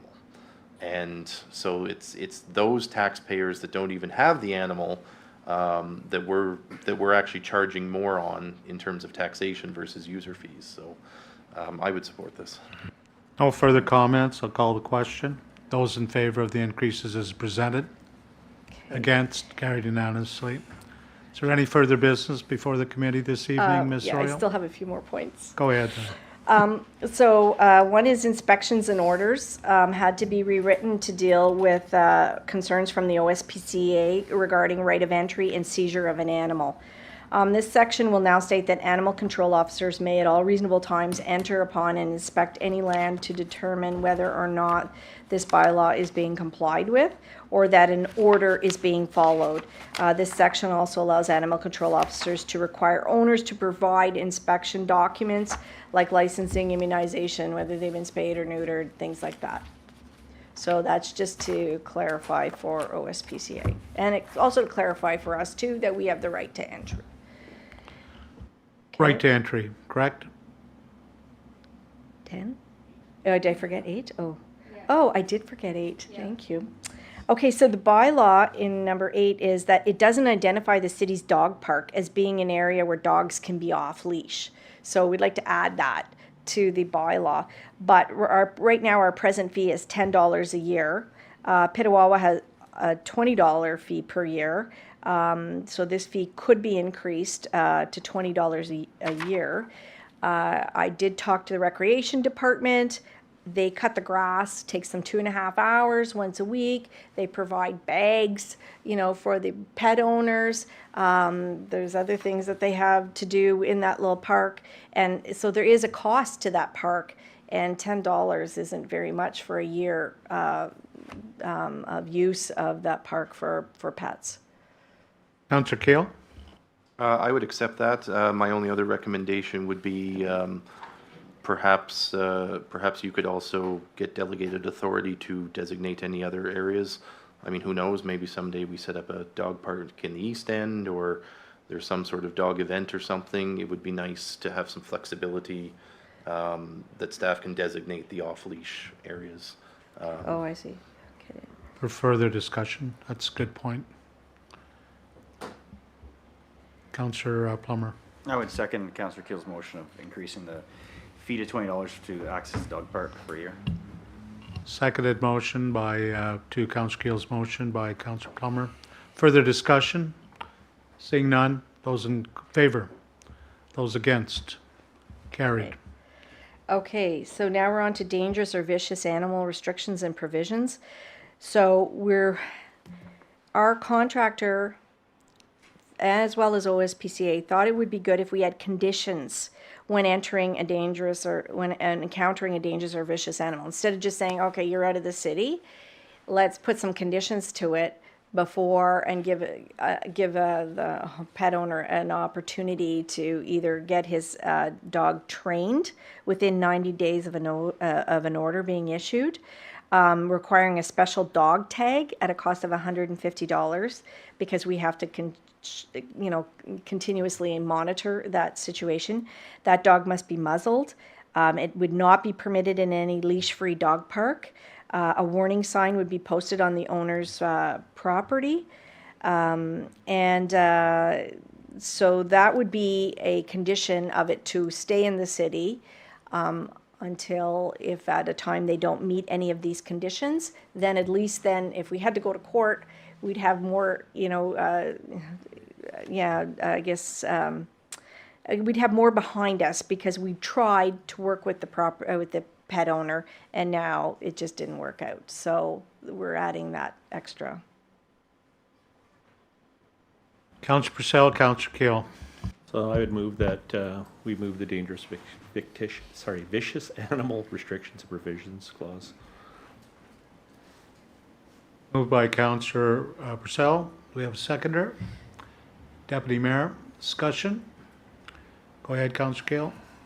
So my only question would be, would we be able to word it as, in terms of the 90 days, if it would be renewable, like if progress was being seen or something, could the animal control officer renew that for 90 days?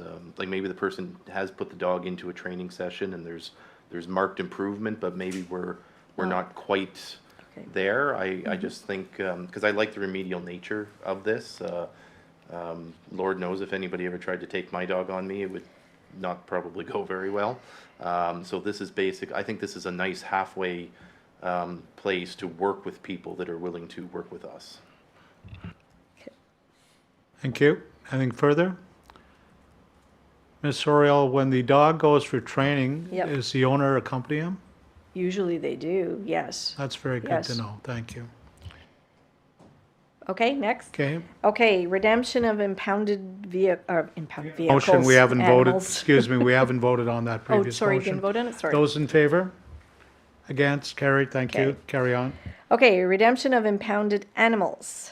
So OSPCA would like to add a clause, and this is what I talked about earlier, that a minimum of 3 attempts by OSPCA to contact the owner caregiver during the hold period is provided. So after 3 documented attempts, if no response is received, the cat or dog shall be deemed forfeited to the OSPCA once, at that point. I lost my pages here, but okay. After that whole period has expired. This will allow the OSPCA to proceed with adoption, transfer, or other placement of the dog or cat, and it provides legal clarity on when a dog or cat may be deemed forfeited, ensuring the OSPCA has the authority to rehome the cat or dog without risk of challenge. Purcell? The only comment there is in regards to the 3 attempts. What's the time frame of those 3 attempts? Because it could be Okay. done in the same day, and that's So not then right. it would be within the 5 days that it's being held. Within the 5 days. Yeah, So. so we do try and spread that out, okay. Is there a way we could specify Yeah. day 1, Yeah. day 3, Okay. day 5? Okay. Councillor Keel? So my question on this one, which I did ask Ms. Soriel, and I don't know if the mayor wants to jump in, but do we have the authority to transfer ownership of the dogs if we follow this? That's my only question. I mean, I'm assuming this council couldn't pass a thing that if you knock on my door 3 times in a week while I'm in Vegas, that we can transfer ownership of my car to the mayor. I mean, do we have the authority to do this, I guess is my question. Because a dog is a piece of property in the legal sense. Can we answer that, or? I did speak with OSPCA. They deal with this on a daily basis, and they do have the right to, but as long as the bylaws are explicit, and that's why they wanted our bylaws to be a little bit more explicit about the hold period, the call period and all that. Not leaving any loopholes. Councillor Fernier? I guess it would depend on how they seized the animal. If it was running rampant through the city and they couldn't, you know. That's a stray then. That's a Okay, so different, that's that's a different. different. This is more if it's like in an apartment and somebody's Okay. deceased or whatever. But maybe there's, you know, a daughter somewhere that wants to have this dog, but we don't know where that daughter is. So we're trying to find, Okay. you know, Got it. so that we're not giving that away. Or if the person is incarcerated, but he's coming back, you know, in 2 weeks, well, then at least maybe we attempted to call the police and find out when he's coming back and say, So we're tightening up the language? Is that what you're saying? yes, Okay. yes, yes. We need a motion in regards to that. Moved by Councillor Purcell, seconded by Councillor Fernier. Those in favor? Carried. Okay, Thank you. Okay, excessive barking and howling. So their animal control contractor is asking that we provide a clear time frame. So they're saying that there should be a clarification. If we had to bring this to court, then if we had some stipulation in our bylaw to say they can't bark or howl continuously for 15 minutes within 1 hour period, that would be considered excessive. Other municipalities such as Egg Jacks have this provision in their bylaw. Do you want to add this? This is totally up to you. It makes it easier for our animal control officer to issue a ticket. Councillor Purcell? See the value of this, but I don't know, in my particular area, there'd be a lot of dogs that are being reported. It's unfortunate, but I mean, you know, people leave their dogs outside and don't tend to deal with them for hours at a time. Councillor Kale? So I'm wondering, Councillor Purcell, if it's more like, maybe we don't like the 15, we think that's a little short, but, so I'm thinking of it maybe from the, like the prosecution perspective or whatnot, and you go in front of a JP and the you know, it's, well, the dog was barking for what I feel was a long time. If we at least have some sort of number, whether it's a half hour or even an hour, which I assume would get on the neighbor's nerves, but, I mean, 15 minutes, I don't know, maybe, I think I've probably had my dog out barking for more than 15 minutes. You go to do something while he's outside, but maybe I'd like half hours, because I do like the idea that we have a set thing so that if the fine gets challenged, he's walking into court saying, it was for this period of time, that's it. Okay. Councillor Fernier? Through the chair, I don't have an animal right now, but I kind of have a problem with this because family members have pretty yappy little dogs. And if they're at work and the dog is sitting in the front window and there's a contractor working outside, guaranteed that Chihuahua is going to bark his head off for an hour. So I just, you know, it's the type of dog. Outdoor barking? Is this outdoor barking Yeah, specifically? yes, because typically if it's in the house, Well, but we they can don't be pretty, go into the house. yeah, the and- window's open, you can still hear Well, I it in think the it's, summer. But it's still annoying. I don't Okay. know, do we want to get into this kind of control? I mean, I don't know. It's up to you. It goes by the breed, you know, I Like had a golden Chihuahua. retriever who wouldn't have barked if the mailman came in and petted her, like she was calm, but I don't know, I think, like I've heard in your neighborhood, walk by and there was Chihuahuas or something, and when I was campaigning, I thought they were gonna come through the screen at me, but, you know, that's just the type of dog. I don't know that I want to get into this. That's my opinion. Comments? Councillor Kale? Do we have it in the bylaw right now? We though, just right? say excessive barking and So howling. we are already in it, is the We're in is it, the but thing. there's no time. But we don't have to. And I mean, we could still take it to, you know, and fine, because then it's based on the contractor's, you know, determination, whether the it's excessive. circumstances. Yes. Yeah, let's leave it. So we Leave good it? with that one? We'll let that one go? Leave it? Okay. Next. Okay, we're getting there. Introduction to increased fines where a person contravenes the same provision of a bylaw twice or more within one 12-month period. So if they're like you know, constantly contravening the bylaw, instead, then we're hoping that if we doubled the fine after one or more times that they've done it, hopefully this would deter the owner from contravening the same section of the bylaw multiple times. We don't have to put that in. It's not in now. Our animal control contractor suggested we put it in, but again, your direction is required. Councillor Kale? So I like this one, and I think, I think Mrs. Sorial will know that we did have an issue that for some reason a resident kept taking to me, and I kept taking it to Ms. Sorial with some horribly graphic pictures. So I'm okay with this, and this generally falls within how we treat all kinds of court things, which is the first time, you know, you get a lesser sentence, and then it increases after that. When we say 12-month period, I assume we mean like a rotating window of 12 months. Rotating window. Yeah, so I would be fine with that. I think if we're going to be enforcing fines and we're going to be sending our animal control officer out to the same house multiple times, I think the person should get the hint. Council's good with that? Councillor Purcell? It also addresses the repeat offenders in terms of not picking up the feces, right? So, which I'm sure he'll be a very busy boy. Thank you. Go ahead. Okay, so everybody's Yep. good with that one? We're good with Okay. that one. The last one is the staff and the animal control contractor are recommending an increase in some of the fines. Our fines are low compared to other municipalities, so we're looking at increasing some of the fines by $50 to $75. And if you're okay with that.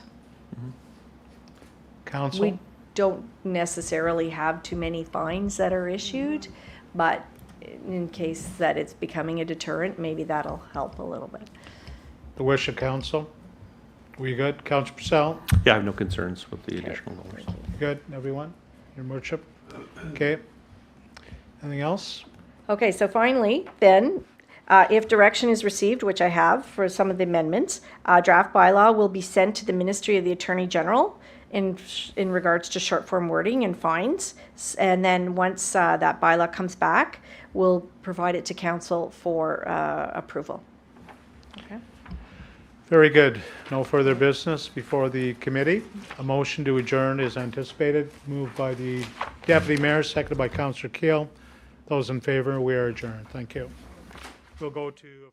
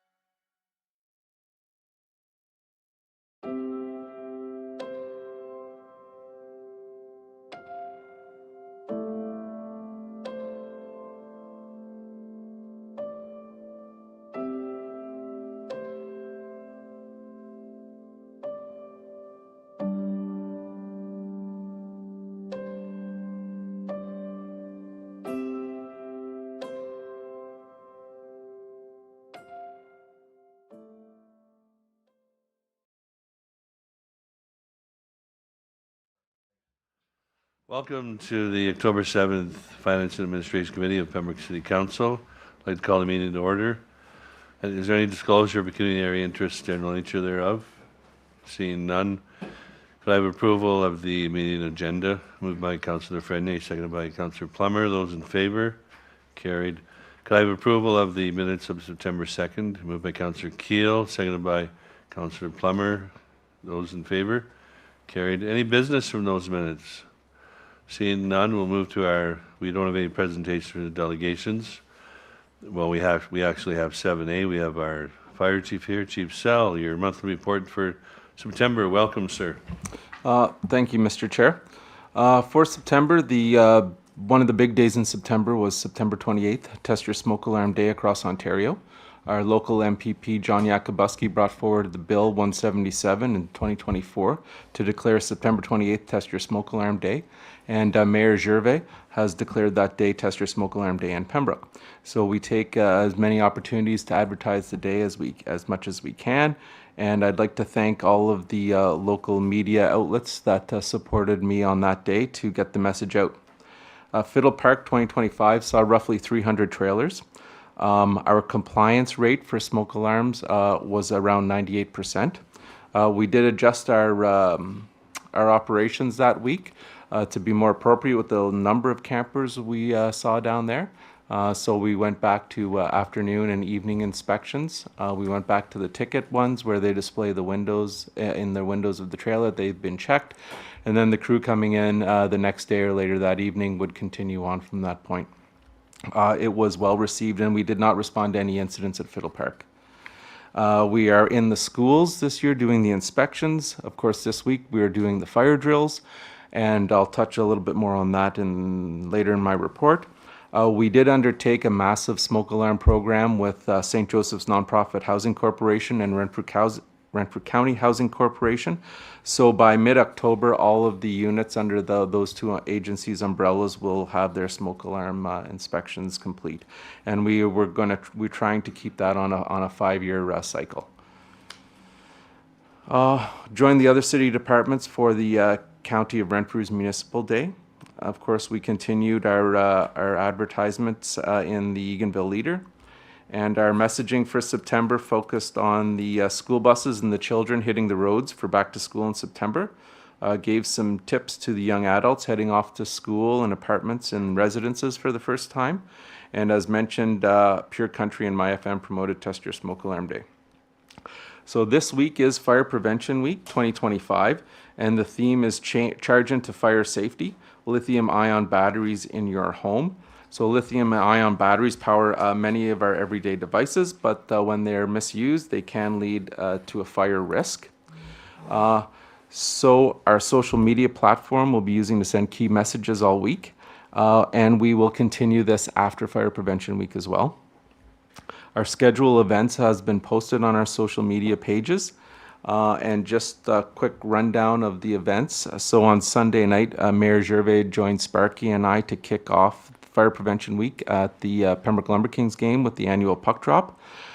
Of course, the Pembroke Professional Firefighters Association again stepped forward to donate to the kids' Chuck a Puck for the game.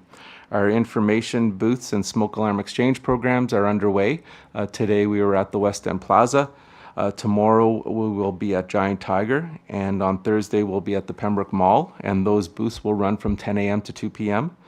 On Saturday, last Saturday, October 4th, Sparky and myself led story time at the library for a fire prevention story. And finally, we'll close out the week with our open house, and that's sponsored by the Pembroke Professional Firefighters Association on October 11th from 11 a.m. to 2 p.m. Again, we're running the Firefighter for a Day contest with the local schools. And because the week is so short, once the week is over and the fire drills have been completed with the schools, staff will be going back into the classrooms that participated in the Firefighter for a Day contest. And they'll be doing fire prevention messaging in the classes again. Our social media messaging, so we are at around 1,330 followers on Facebook, and our content had over 100,000 views. Our social messaging for the month is laid out in the report. Promotions. Firefighter Riley Poirier successfully completed his final promotional exam and is now a first-class firefighter. So congratulations to Riley on his hard work. And now all of our current full-time members are first class or higher. Education, so Acting Captain Verdeel and Acting Captain Zimmerman attended the in-class portion of the NFPA 1041 Instructor 2 course. Captain Beaupre, Firefighter Gibb, and Firefighter Lapierre enrolled and completed a course on lithium-ion batteries, so that's an overview for fire professionals. Captain Morgan and Acting Captain Kelly attended a 2-day seminar on lithium-ion batteries, and that focused on fire control techniques, and that was presented through CNL. Firefighter Troutman has enrolled in the hazmat operations course and is currently working through the online portion. In September, the annual vulnerable occupancy fire drill and inspection was completed at Marion Hill. Emergency management, the City of Pembroke hosted the basic emergency management course in September, and that was presented through Emergency Management Ontario.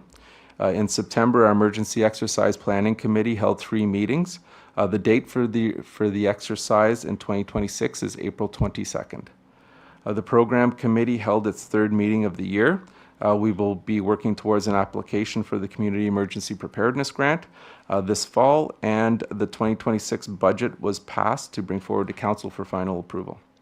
And members of the City of Pembroke Control Group will be participating in the upcoming county exercise in October. And there was 1 planning meeting for this exercise in September. The EOC saw 10 meetings in the month of September. And the Pembroke Professional Firefighters Association sponsored and organized the Upper Ottawa Valley Heritage Center's Cornhole Tournament and made a donation to the Fire Team K9 Incorporated and Jamie Bramberger Bursary Fund at Algonquin College. And once again, just like to remind everybody that the PPFFA is the lead sponsor for the upcoming open house. And I would really like to thank them for their support through the years, because it's without their efforts that this family event wouldn't be as successful as it has been year after year. Our training for the month of September is outlined. As you can see, the recreational burning number of inspections and permits has fallen off. We did conduct 2 new, permits this month, but no renewals, obviously. And then that report is coming forth after this report. Our smoke alarm program, so 132 inspections were done, 174 alarms tested.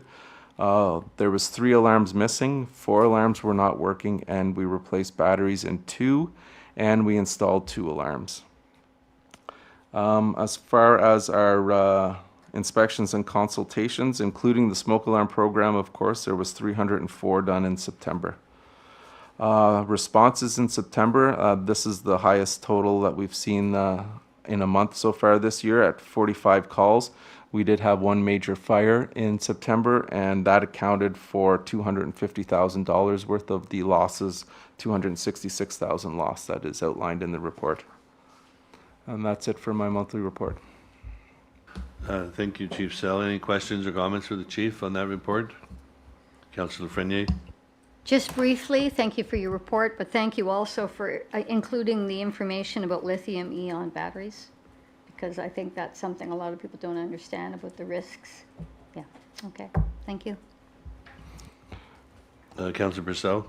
Just looking forward to the open house this weekend, and thanks to the Professional Firefighters Association for putting that on and hosting it. So? If I may, through you, Mr. Chair, as far as the lithium-ion batteries go, they are pervasive. They're in every part of our lives, and it just takes a few minutes to learn how to charge them properly.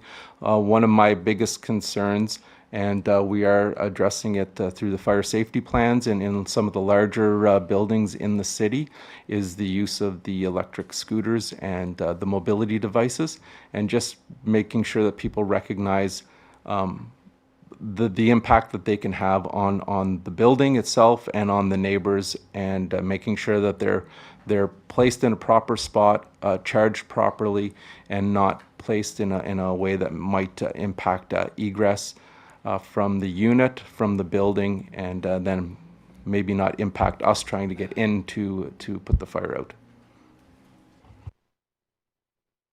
Thank you. Any further questions about the report? No? Seeing none, we'll move on to item B, recreational burning bylaw update. Chief Sell. So the recommendation is that the Finance Administration Committee endorse and recommend council approval of an updated recreational open-air burning bylaw. The CAO did review the report as well as the treasurer. And background, I'll skip the first part because that was the same as the last report. At September 2nd, 2025 meeting of the Finance Administration Committee, a report was presented to update the existing bylaw. Committee provided direction to staff, which required additional changes to the proposed bylaw. So just as a review, the original changes brought forward in at the beginning of September was the definition of the fire ban and outdoor appliances was changed to address new products and the use of solid fuel cooking devices during a fire ban.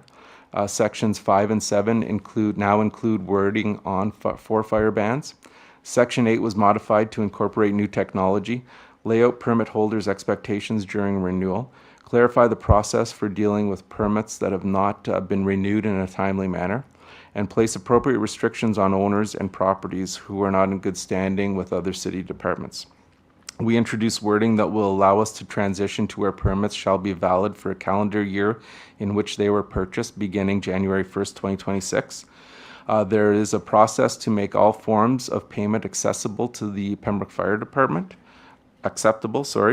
It was recommended that the fees increase January 1st, 2026 to incorporate these added costs. So as a result, the initial permitting process will be 110, while renewals will be 60. And there's an ability to withdraw permits expanded to include those owners or properties that may be in contravention with other bylaws, codes, legislations, or standards enforced by the City of Pembroke after the permit has been approved. And we've expanded cost recovery for responses and contraventions of the bylaw. So further to committee's direction, we've added into the bylaw the annual CPI adjustments, and we increased the penalty for burning during a fire ban. So if endorsed by committee, bylaw will be brought forward at the next council meeting. And then once the bylaw is approved, the updated final schedule will be sent to the Ministry of Attorney General for approval. Questions, comments, motions? We have Councillor Keel and then Councillor Fenny. I move that the Finance and Administration Committee endorse and recommend council approval of an updated recreational open-air burning bylaw as presented. Seconder for that motion? Councillor Plummer. Motion on the floor. Discussion. Councillor Lefreniere. Yes, through you to the chair. Just wondering, does a fine fee schedule get attached to the individual's agreement so they know what they're looking at? Through you, Mr. Chair, yes. Good.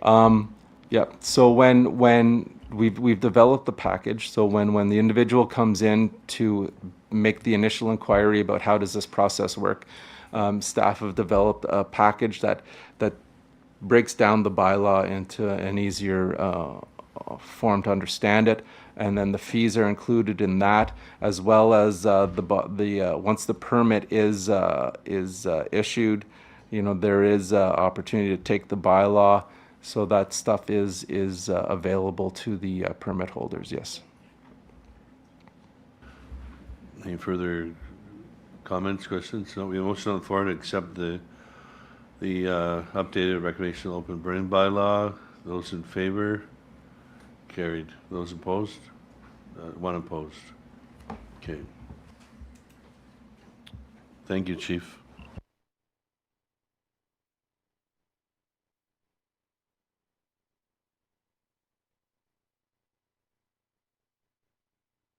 Next, we welcome our treasurer, Ms. Lodgety, on a few items here dealing with transit. Welcome. Thank you and good evening.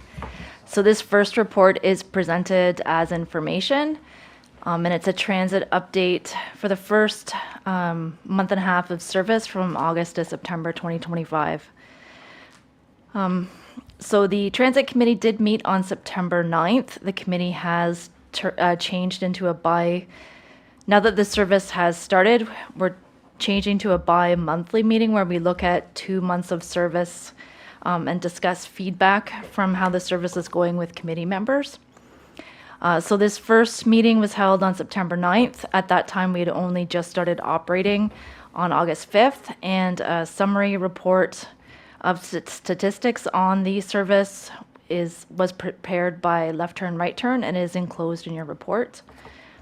I am happy to say that ridership has been increasing week over week, with the highest ridership expected to come over the winter months when people will no longer want to maybe ride their bikes to and from school and work. So as we can see from the table presented in my report, ridership has been growing week over week. So in our first week of operation, we started with weekly ridership of 113 rides. This has grown to now week 8 of the service, over 6 days, 394 rides that week.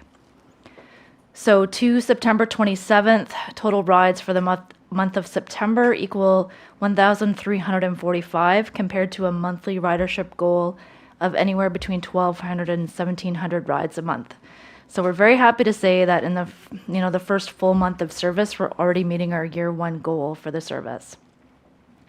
Overall feedback has been positive, and myself and some of the bus drivers have heard some really good news stories coming out of the pilot project. So I know one resident was unhappy because they were going to have to move back to Ottawa because they were finding it too expensive and difficult to get around town. So they expressed their happiness to the driver about how they can now stay in the community that they love because they really didn't want to move back to Ottawa. A young adult in their 20s working their way from school was again facing financial challenges, getting to and from work at Walmart, costing them $30 to $40 a round trip. Doesn't really make working worth it at that kind of rate, so that they're really relieved that transit is now available.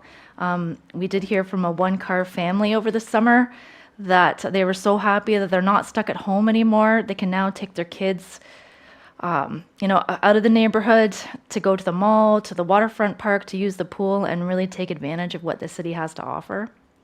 A downtown business owner that I was speaking of was really happy with the service because it's helping them find employees to work at their location because they can now easily get to their work. And I have been spending quite a bit of time with the high school students in the month of September, and just hearing from the teachers that students now have access to more co-op opportunities thanks to transit. So some really nice stories about how, it is making our city more accessible to everyone, which was, for me, one of the main goals of the project. So we have had some good feedback as well. We have added some more content to the website. I have added some videos about the app. We have adjusted a few stops. One of the main things we're hearing about is there going to be monthly passes? When are we getting monthly passes? Can I get a monthly pass? So I would expect when we do our 6-month review, we're going to hear that. And I have heard from the older riders that they're really not comfortable with this virtual stop network, and they really would like to have a physical indicator of where they're supposed to wait for the bus, and to have some physical bus stop signs. So I am working on putting a map of the virtual stops on our website.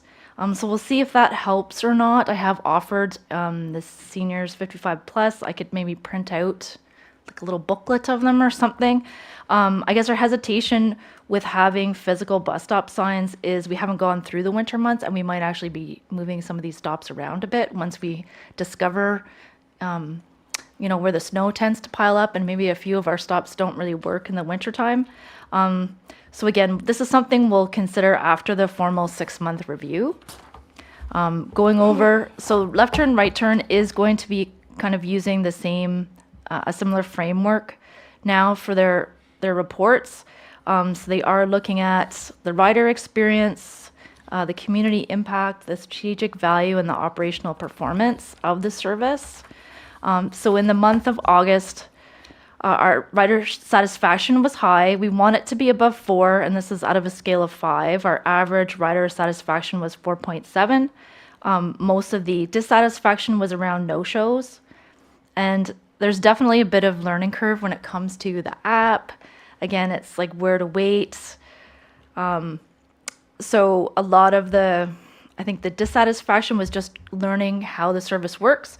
There was definitely some driver errors, some customer service mix-ups. So it was really good. Like we're starting in August, I think really worked well because we didn't have a ton of rides to begin with, and we can kind of work out some of the little training issues that we had discovered along the way. Our trip rejection rate was quite small. It was only 1.37%. We want that to be less than 5. And again, most of that was because people wanted to bring their bike with them, and our current vehicles aren't equipped with a bike rack because some buses you can get a bike rack like on the front. So right now that's not something we have, but I guess again over time that might be something we'd want to consider. So the riders per service hour, again, just because our ridership was low the first month, was below the target range that we're looking for. So that's something we're going to be watching in the months ahead. We had quite a high level of no-show trips. Looking at North Grenville as a comparison, they're in and around the 8% mark. So I have been emailing some of the no-show riders to make sure that they understand how the system works, if they have any questions or comments to kind of work through that feedback. And I have heard from some people. We've been, I've been sharing some of my training videos with them and whatnot. So that's something that we'll continue to keep an eye on, but not really crack down on for the next couple of months. So we did have a lot of people paying with cash. So only 53% use the mobile app. And for us, we're thinking that this is a comfort level because it is a new service. Maybe you're not comfortable putting your card into the app just yet. And looking at some other municipalities, that is something that cash decreases and credit cards increase over time. So again, we are expecting to see more people using credit cards, a little bit more perhaps month by month as they get more accustomed to the service. Again, operationally, the month of August was below target, but September is on target. So far, in terms of our budget, we're on budget. Just because of the lower ridership, our driver shift performance, the drivers could be a bit busier. So again, looking at how efficient the driver use is, the vehicles, and the rejection rates is something that we'll have to be looking at. And this is why we say it's a pilot, is do we have enough? Do we have too much? It's hard to tell because ridership is still growing week by week. And our buses were running 100% of the time. In terms of the community impact, apparently the Pembroke Mall is the place to be. It's the busiest stop in the entire network. And it had 4 times as many stops as any other stop in the city, with the West End Mall coming in number 2nd, the downtown stops coming in 5th and 9th. Obviously, grocery stores and retail, Wholesale Club and Giant Tiger was popular, as well as the hospital. So we are expecting this to shift a little bit with the introduction of the Algonquin College students in September. And, we are starting to see them use the system more. In terms of strategic value, looking at the reason why people are taking the bus, 42% of trips were people going to and from work. So that's supporting economic development in our community. 14% again were for shopping. 14% were for social or recreation purposes, and then 6 were for medical. So again, these are all the reasons why we wanted to have this service to begin with. So so we are very happy, I think, with how it's going. There's always ways to improve, so we are continuing to look at the comments. And the negative comments seem to be decreasing over time. Like week over week, we're getting less negative complaints and lots of compliments about how nice and friendly the bus drivers are, which is always nice. And everybody loves Merv, apparently. So that is it for report number 1. Thank you. Questions or comments? Councillor Jacquinot, and then Councillor Frenier. Thank you, Mr. Chair. I recall when we sat with the consultants that they talked about a stop-to-stop type of service. I really don't know what that means, because when I went to go grocery shopping the other morning, I saw one of the buses parked on the corner of Bronx Street and George Street, which is where I live. And I thought there were a specific route, and the consultant said there would be 15 minutes. You may have to walk to the site to get on the bus. My question is, has that changed? because I wasn't following the bus, but I just happened to make, the turn behind him, and then the bus went down Pembroke Street and then turned up James Street. I've also seen that same bus or another bus on Boundary Road. So have we deviated from the route we're supposed to be on?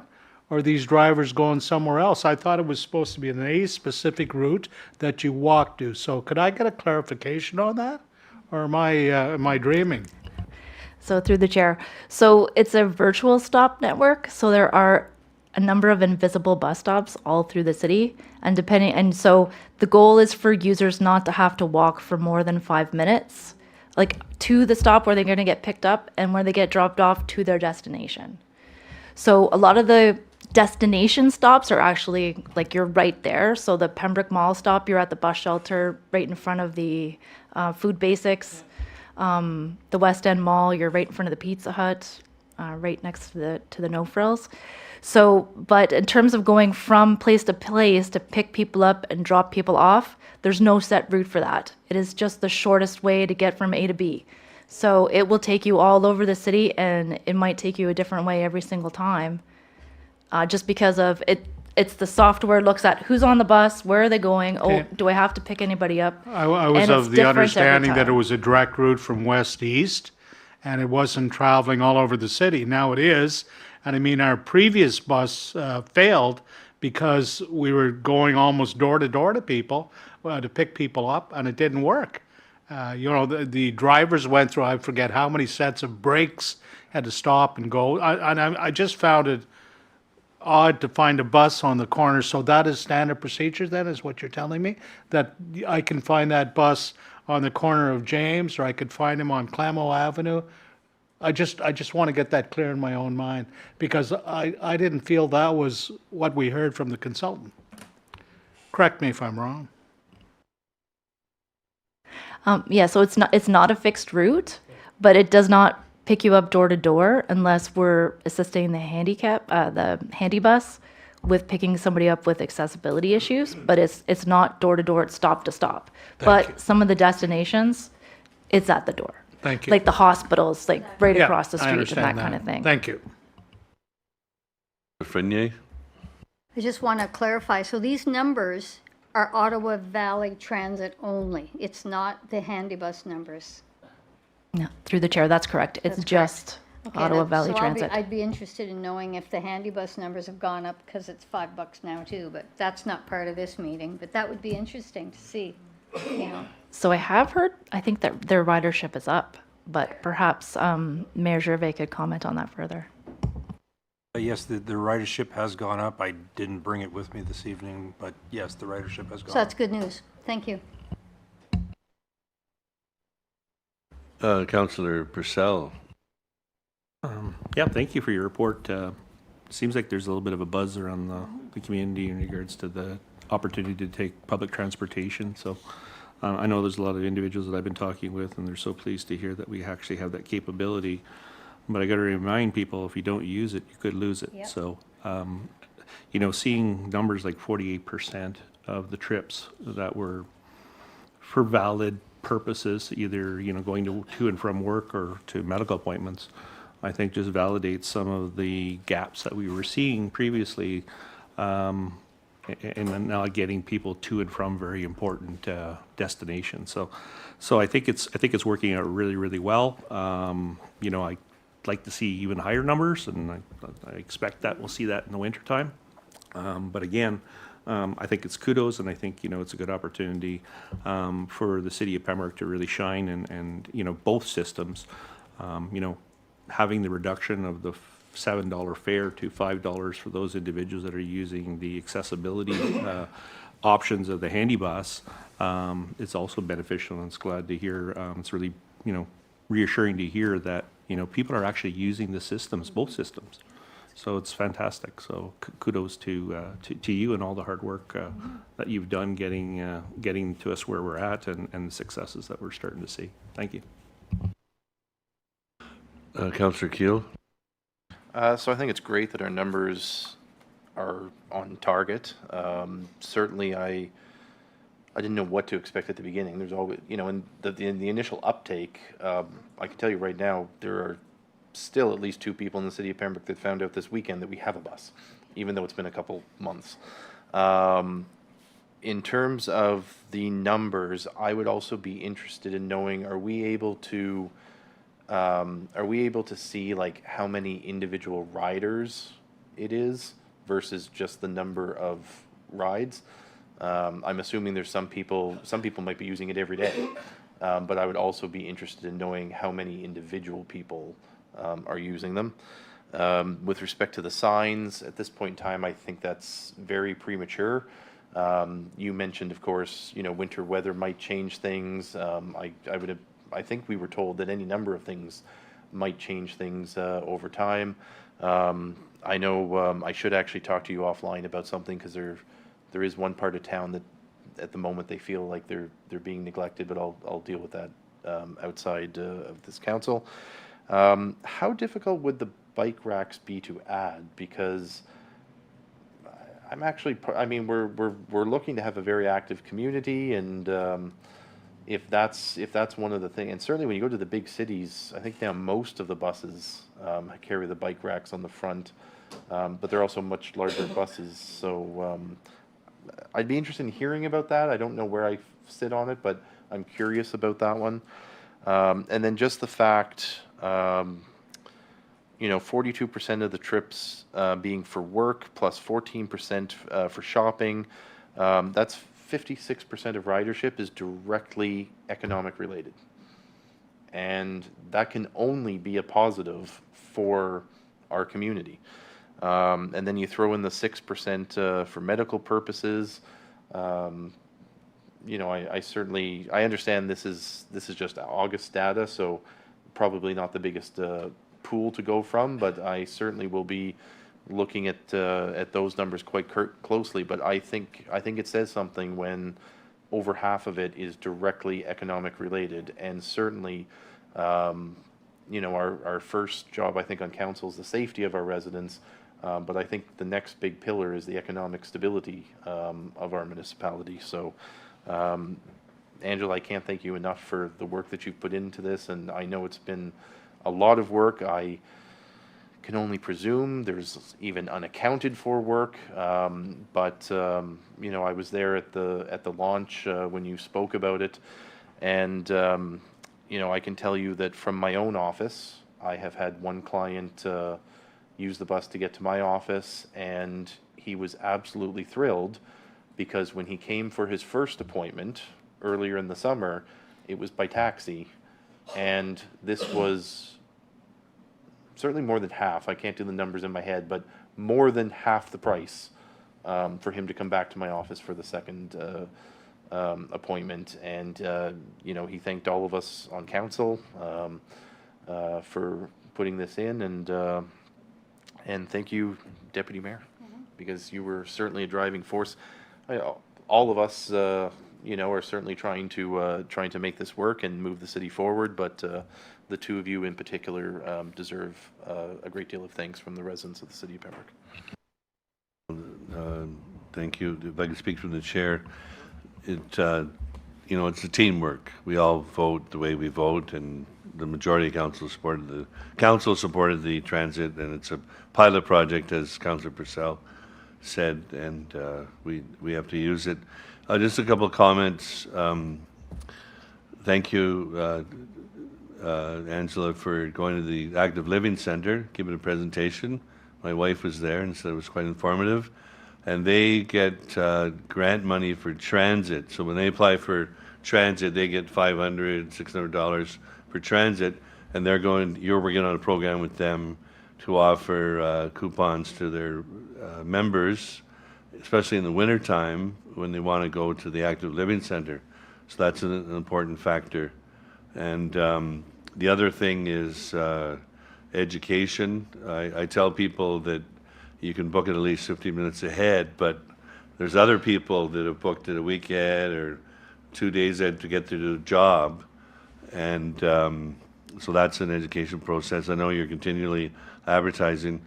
And it's really good to hear about the co-op students. I know Councillor Keel has spoken about trades and keeping them local and getting them to come back.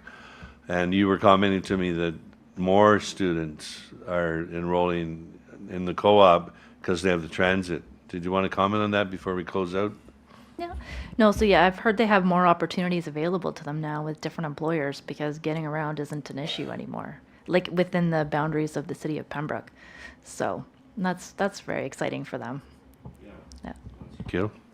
In terms of the statistics, for school purposes, is that a category that we just don't see, or would that be in work? Or I don't know, maybe it's not being collected. I'm curious actually kind of about the schooling statistics. So through the chair, so school is a reason code, so we'll see that in September. Because I would say the Renfrew County Joint Transportation Committee has been a very big supporter, and they have been quite. There's been a really good uptake on our electronic voucher program for their students. You know, for co-ops. I was talking to one teacher about if they have small groups of students for athletics, like if you know, like the Catholic high school, you know, needs to send somebody to Bishop or, you know, whatever, fellows for a day, they're going to use it for that purpose as well. So, no, there's been a very good uptake by the local schools for the service as well, which is nice. It's great news. Thank you. Next item is the Transit Committee Terms of Reference update and committee vacancies. Thank you. So our original committee terms of reference was really focused on the lead up to the implementation. And with this service now in operation, it's a little outdated, our former terms of reference. So we are looking for an update. So this new format was discussed at the committee meeting on September 9th, and there was no negative feedback about it. So I have included a revised draft terms of reference for committee feedback and comment. I have reached out to past committee members just because we have, over the course of time, had less attendance, especially from the public members of the committee. So I did reach out to them to see if they were still interested in being involved in the committee or not. So I did hear from a few that they still would like to attend, and some of it's because we have it during the day and they work, or we have it at night, but so I think going forward, as long as they give us some feedback in writing, we can incorporate it into the meetings. And we are going to have both in-person and virtual options just to make sure everybody can participate. So I don't think the having to attend is necessarily a requirement, but just to give feedback every 2 months, just based on what they've heard, their own personal experiences with riding. So I have a list of the current Transit Committee membership and vacancies. And so I am looking for direction to approve the revised terms of reference for the Transit Committee, and that staff be directed to advertise for the vacant Transit Committee positions. And with that, we'll bring back a striking committee agenda proposal for the first meeting in November. Keel.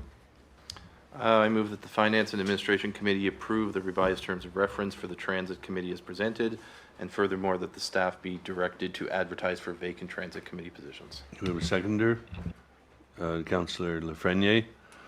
Motion on the floor. Any discussion on the motion? No discussion. Vote. Those in favor? Carried unanimously. Thank you. Next item, the last item for tonight, is the CVIP grant update. Okay, so I'm bringing this forward a meeting earlier just because I'm not available to attend the next one, but I have done some more research into the zero emission vehicle infrastructure program. So the first location that we looked at came in significantly over budget. We have found a new location for it at the fire hall. However, whether or not we want to move forward with this grant is under question just because the motion to reconsider the FCM Green Municipal Fund grant for 2 electric buses was defeated. So I have looked at the grant itself. We did discuss at the last meeting potentially changing it to a public charging station. However, that's not permitted by the grant because we did apply into a private charging stream. And, kind of upon further reflection on my part, we don't want to be competing with our sister company, ORES, and technically public charging infrastructure kind of falls under their jurisdiction. So, given the reluctance with the electric buses, to me, the next step would be to consider, going a little bit lighter on adoption of electric and maybe looking at a light-duty passenger vehicle sometime in the next term of council. If we were to take that kind of an approach with adopting electric vehicles, we don't need a level 3 charger because that's a very heavy-duty charger. We could probably get away with overnight charging or a level 2. So given this, I'm recommending that Finance and Administration Committee provide direction to repeal bylaw 2025-25, being a bylaw to authorize the entering into of a contribution agreement for ZEVIP. And that repealing bylaw would come forward at the next meeting of council for approval. Mr. Plummer? I would agree with staff and move the recommendation that we repeal the bylaw. We have a seconder, Councillor Giacono. Motion to repeal the bylaw for the fast charger. Any discussion? Those in favor? Those opposed? Motion carried. And that's it for the finance. Councillor Keel? Motion to adjourn. Oh. Yes, seconded by Councillor Frenier. Those in favor? Carried. We are adjourned.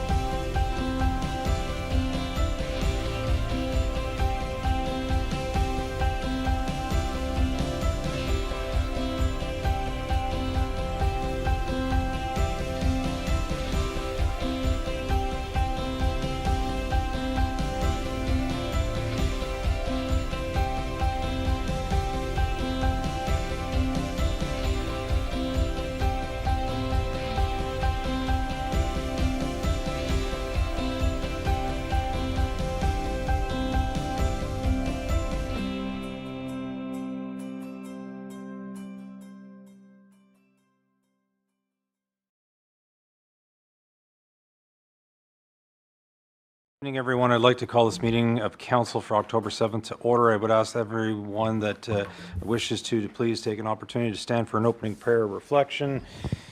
Before opening this meeting of council, I would ask those who wish, each in your own way, silently join in a prayer of guidance over these proceedings.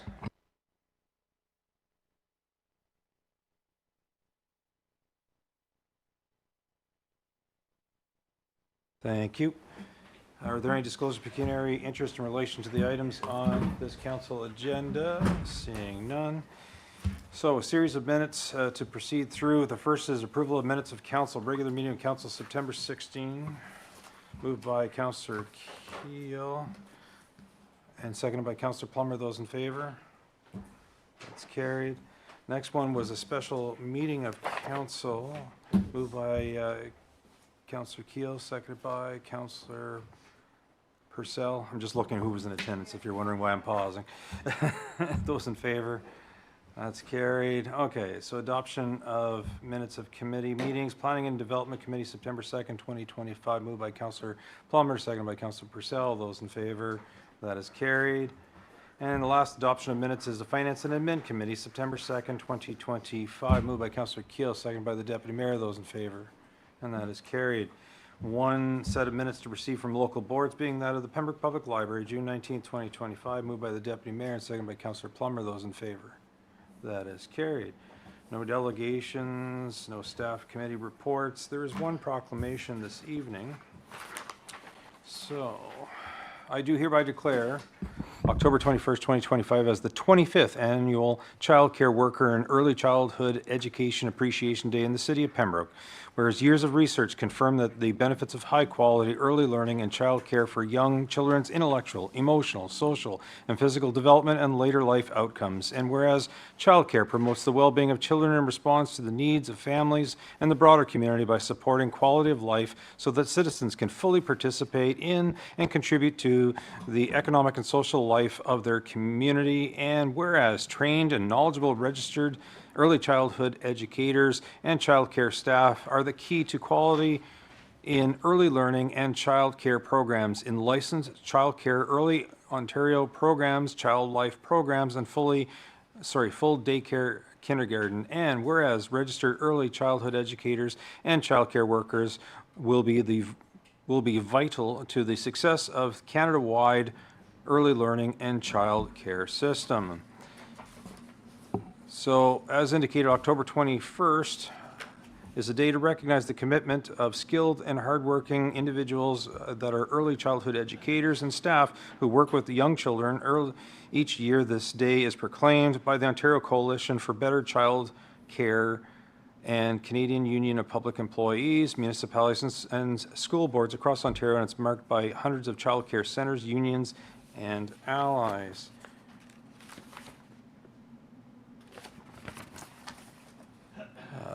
Equally important is the need for highly trained and knowledgeable early childhood educators to set the youth on the right trajectory. Therefore, I, Ron Jerva, Mayor of the City of Pembroke, do hereby proclaim October 21st, 2025 as the 25th Annual Child Care Worker and Early Childhood Educating Appreciation Day in the City of Pembroke in recognition of education, dedication, and commitment of child care workers to children, their families, and quality of life of the community.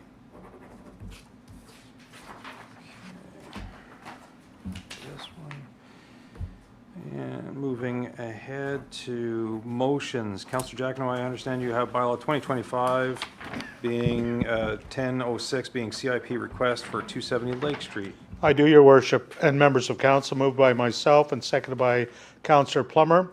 Be it resolved that the Corporation of the City of Pembroke approves the application from Tony Donnelly and Lisa Edmonds, owners of 270 Lake Street, for the Community Improvement Plan Downtown Heritage Facade Improvement Accessibility Planning and Building Permit Fee Grants. That's a long title, Your Worship. The applicant must comply with grant guidelines of the Downtown Heritage Facade Improvement Accessibility Planning and Building Permit Fee Grants and will have 18 months to complete all work and submit receipts in order to receive the grants. The grant total awarded to this applicant is $7,850 and awaiting your signature, Your Worship. Thank you. Moved by Councillor Jacquino and seconded by Councillor Plummer. Be it resolved that the Corporation of the City of Pembroke approves the application from Tony Donnelly and Lisa Edmonds, owners of 270 Lake Street, for the Community Improvement Plan, Downtown Heritage Facade Improvement Accessibility, and Planning and Building Permit Fee Grants The applicant must comply with the grant guidelines of the Downtown Heritage Facade Improvement, Accessibility and Planning and Building Permit Fee Grants, and will have 18 months to complete the work and submit receipts in order to receive the grants, totaling $7,850. Councillor Jackman, did you wish to speak to it? Just another, excuse me, Your Worship, I'll rise. Just another improvement in our community. These two folks have been community leaders involved in many other things, whether it was from the hospital gala to supporting local groups. And we're very pleased that they've applied for this grant and will continue to be a part of our business space. Thank you. Thank you. Those in favor? That is carried. In respect to the mayor's report, on September 19th, I had the pleasure of attending the grand opening of Portal Pilates located at 143 Pembroke Street West, together with the deputy mayor and representation from the PBIA.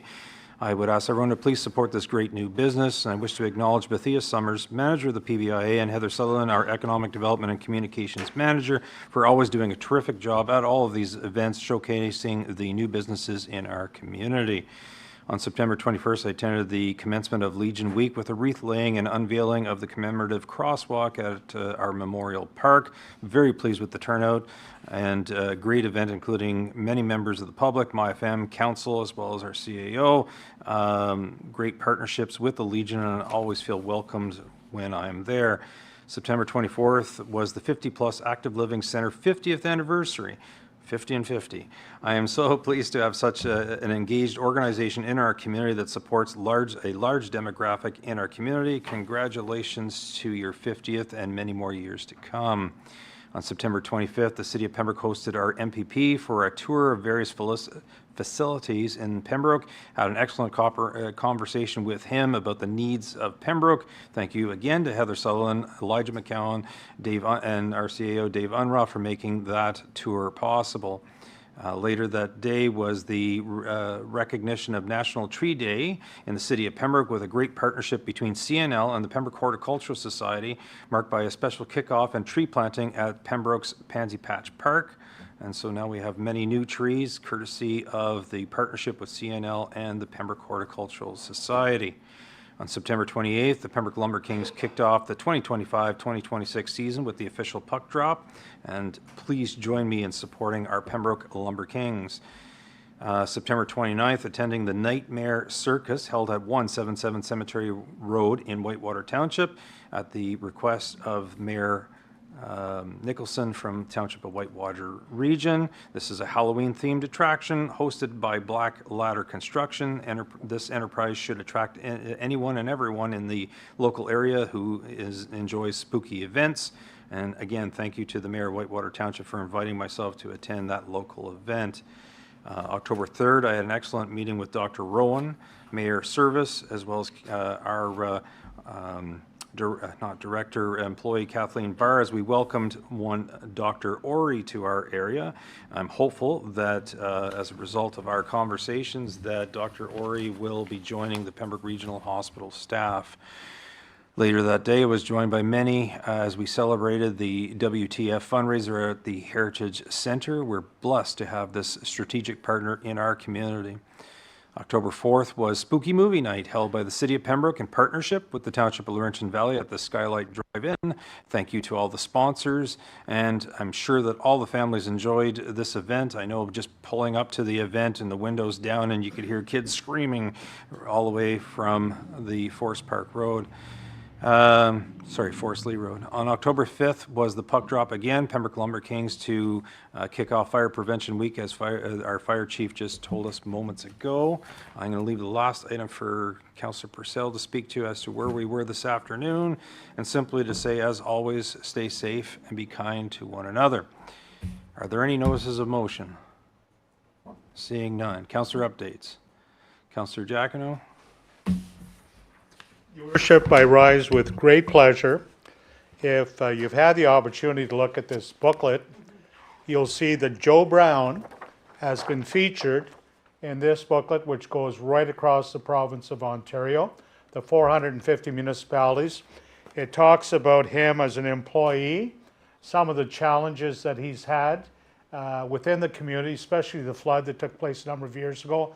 And any of you know Joe, He can be crusty, but he wears his heart on his sleeve. He works like a dog, or it seems that way when I see him. He always seems to be working, Your Worship, and he's a tremendous attribute to our corporation.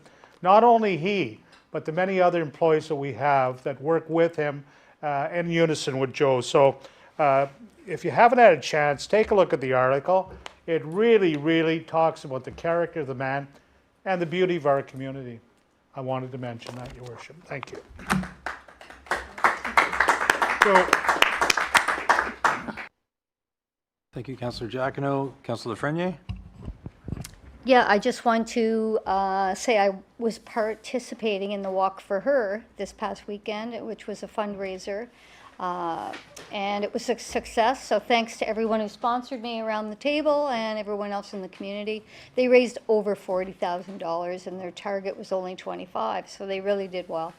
I also want to say kudos to the Recreation Department. They came up with a really good fall and winter schedule of events that residents can sign up for online. I took part in one of their Tri-Skate programs on Sunday because I am not a skater by any means.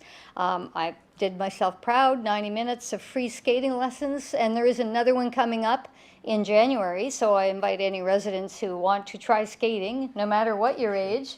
I was on there with a lot of little toddlers. But yeah, go online, pembroke.ca, and go into recreation and sign up for some of the great events we're having. Thank you. Thank you. Councillor Purcell? Thanks, Mayor, for putting me on the spot.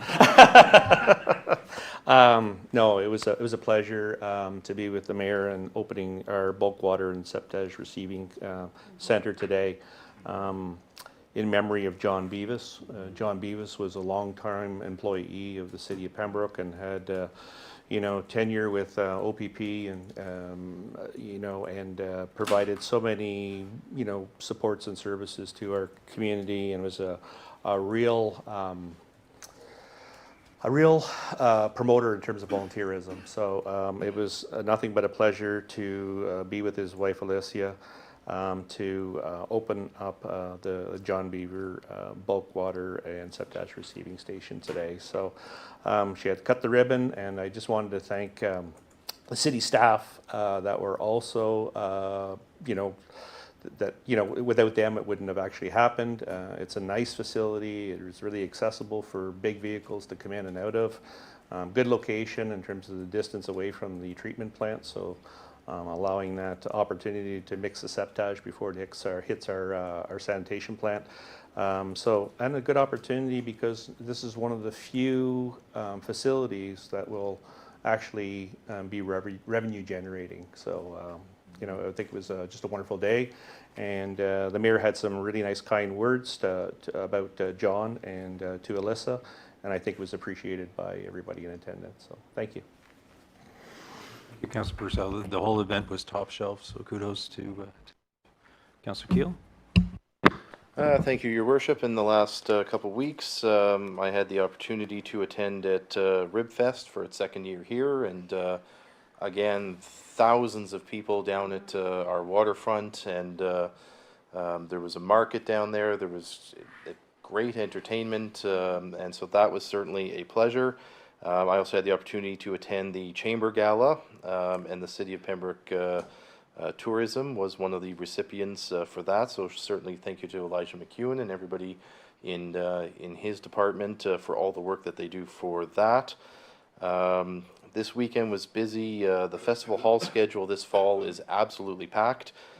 Friday night was a Taylor Swift tribute, followed the very next night by a Gordon Lightfoot tribute.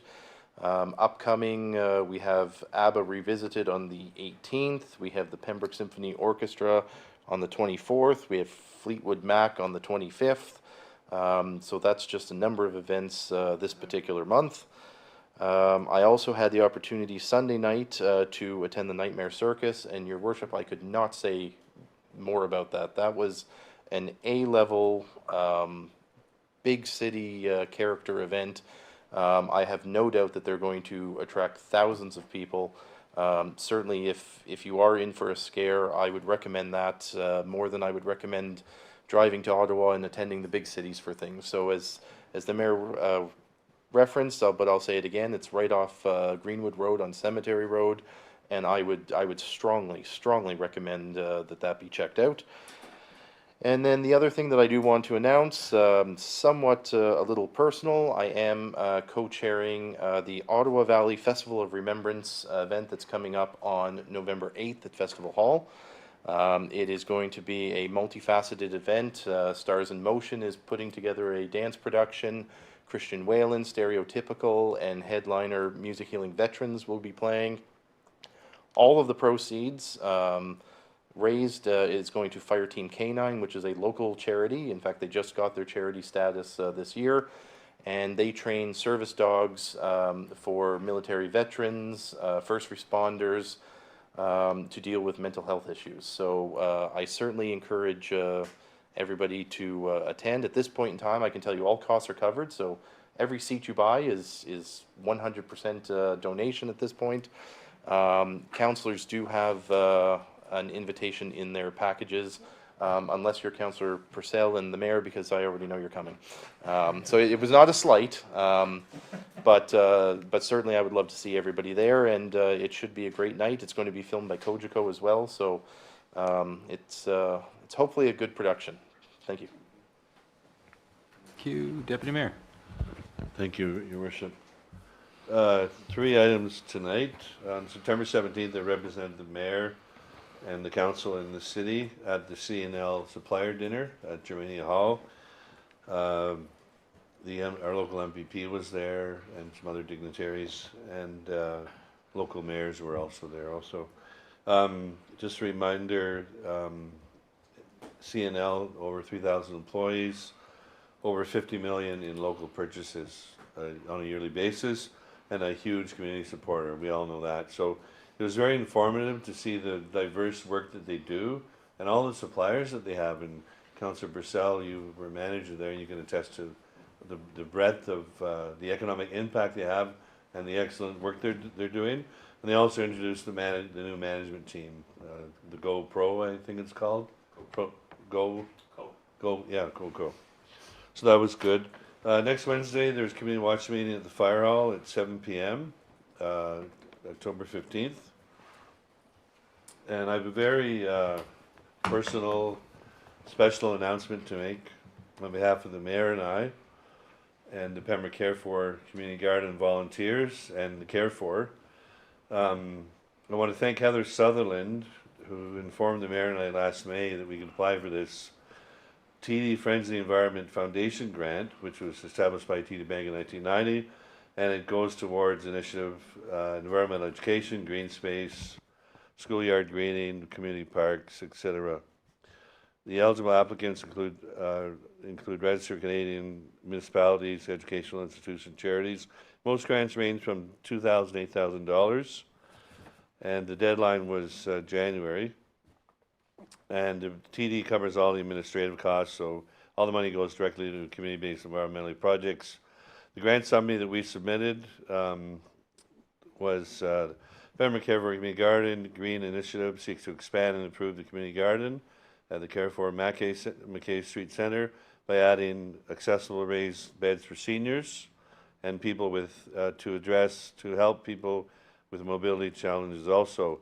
The project will enhance sustainability through new composting stations, pollinator gardens, and improved irrigation.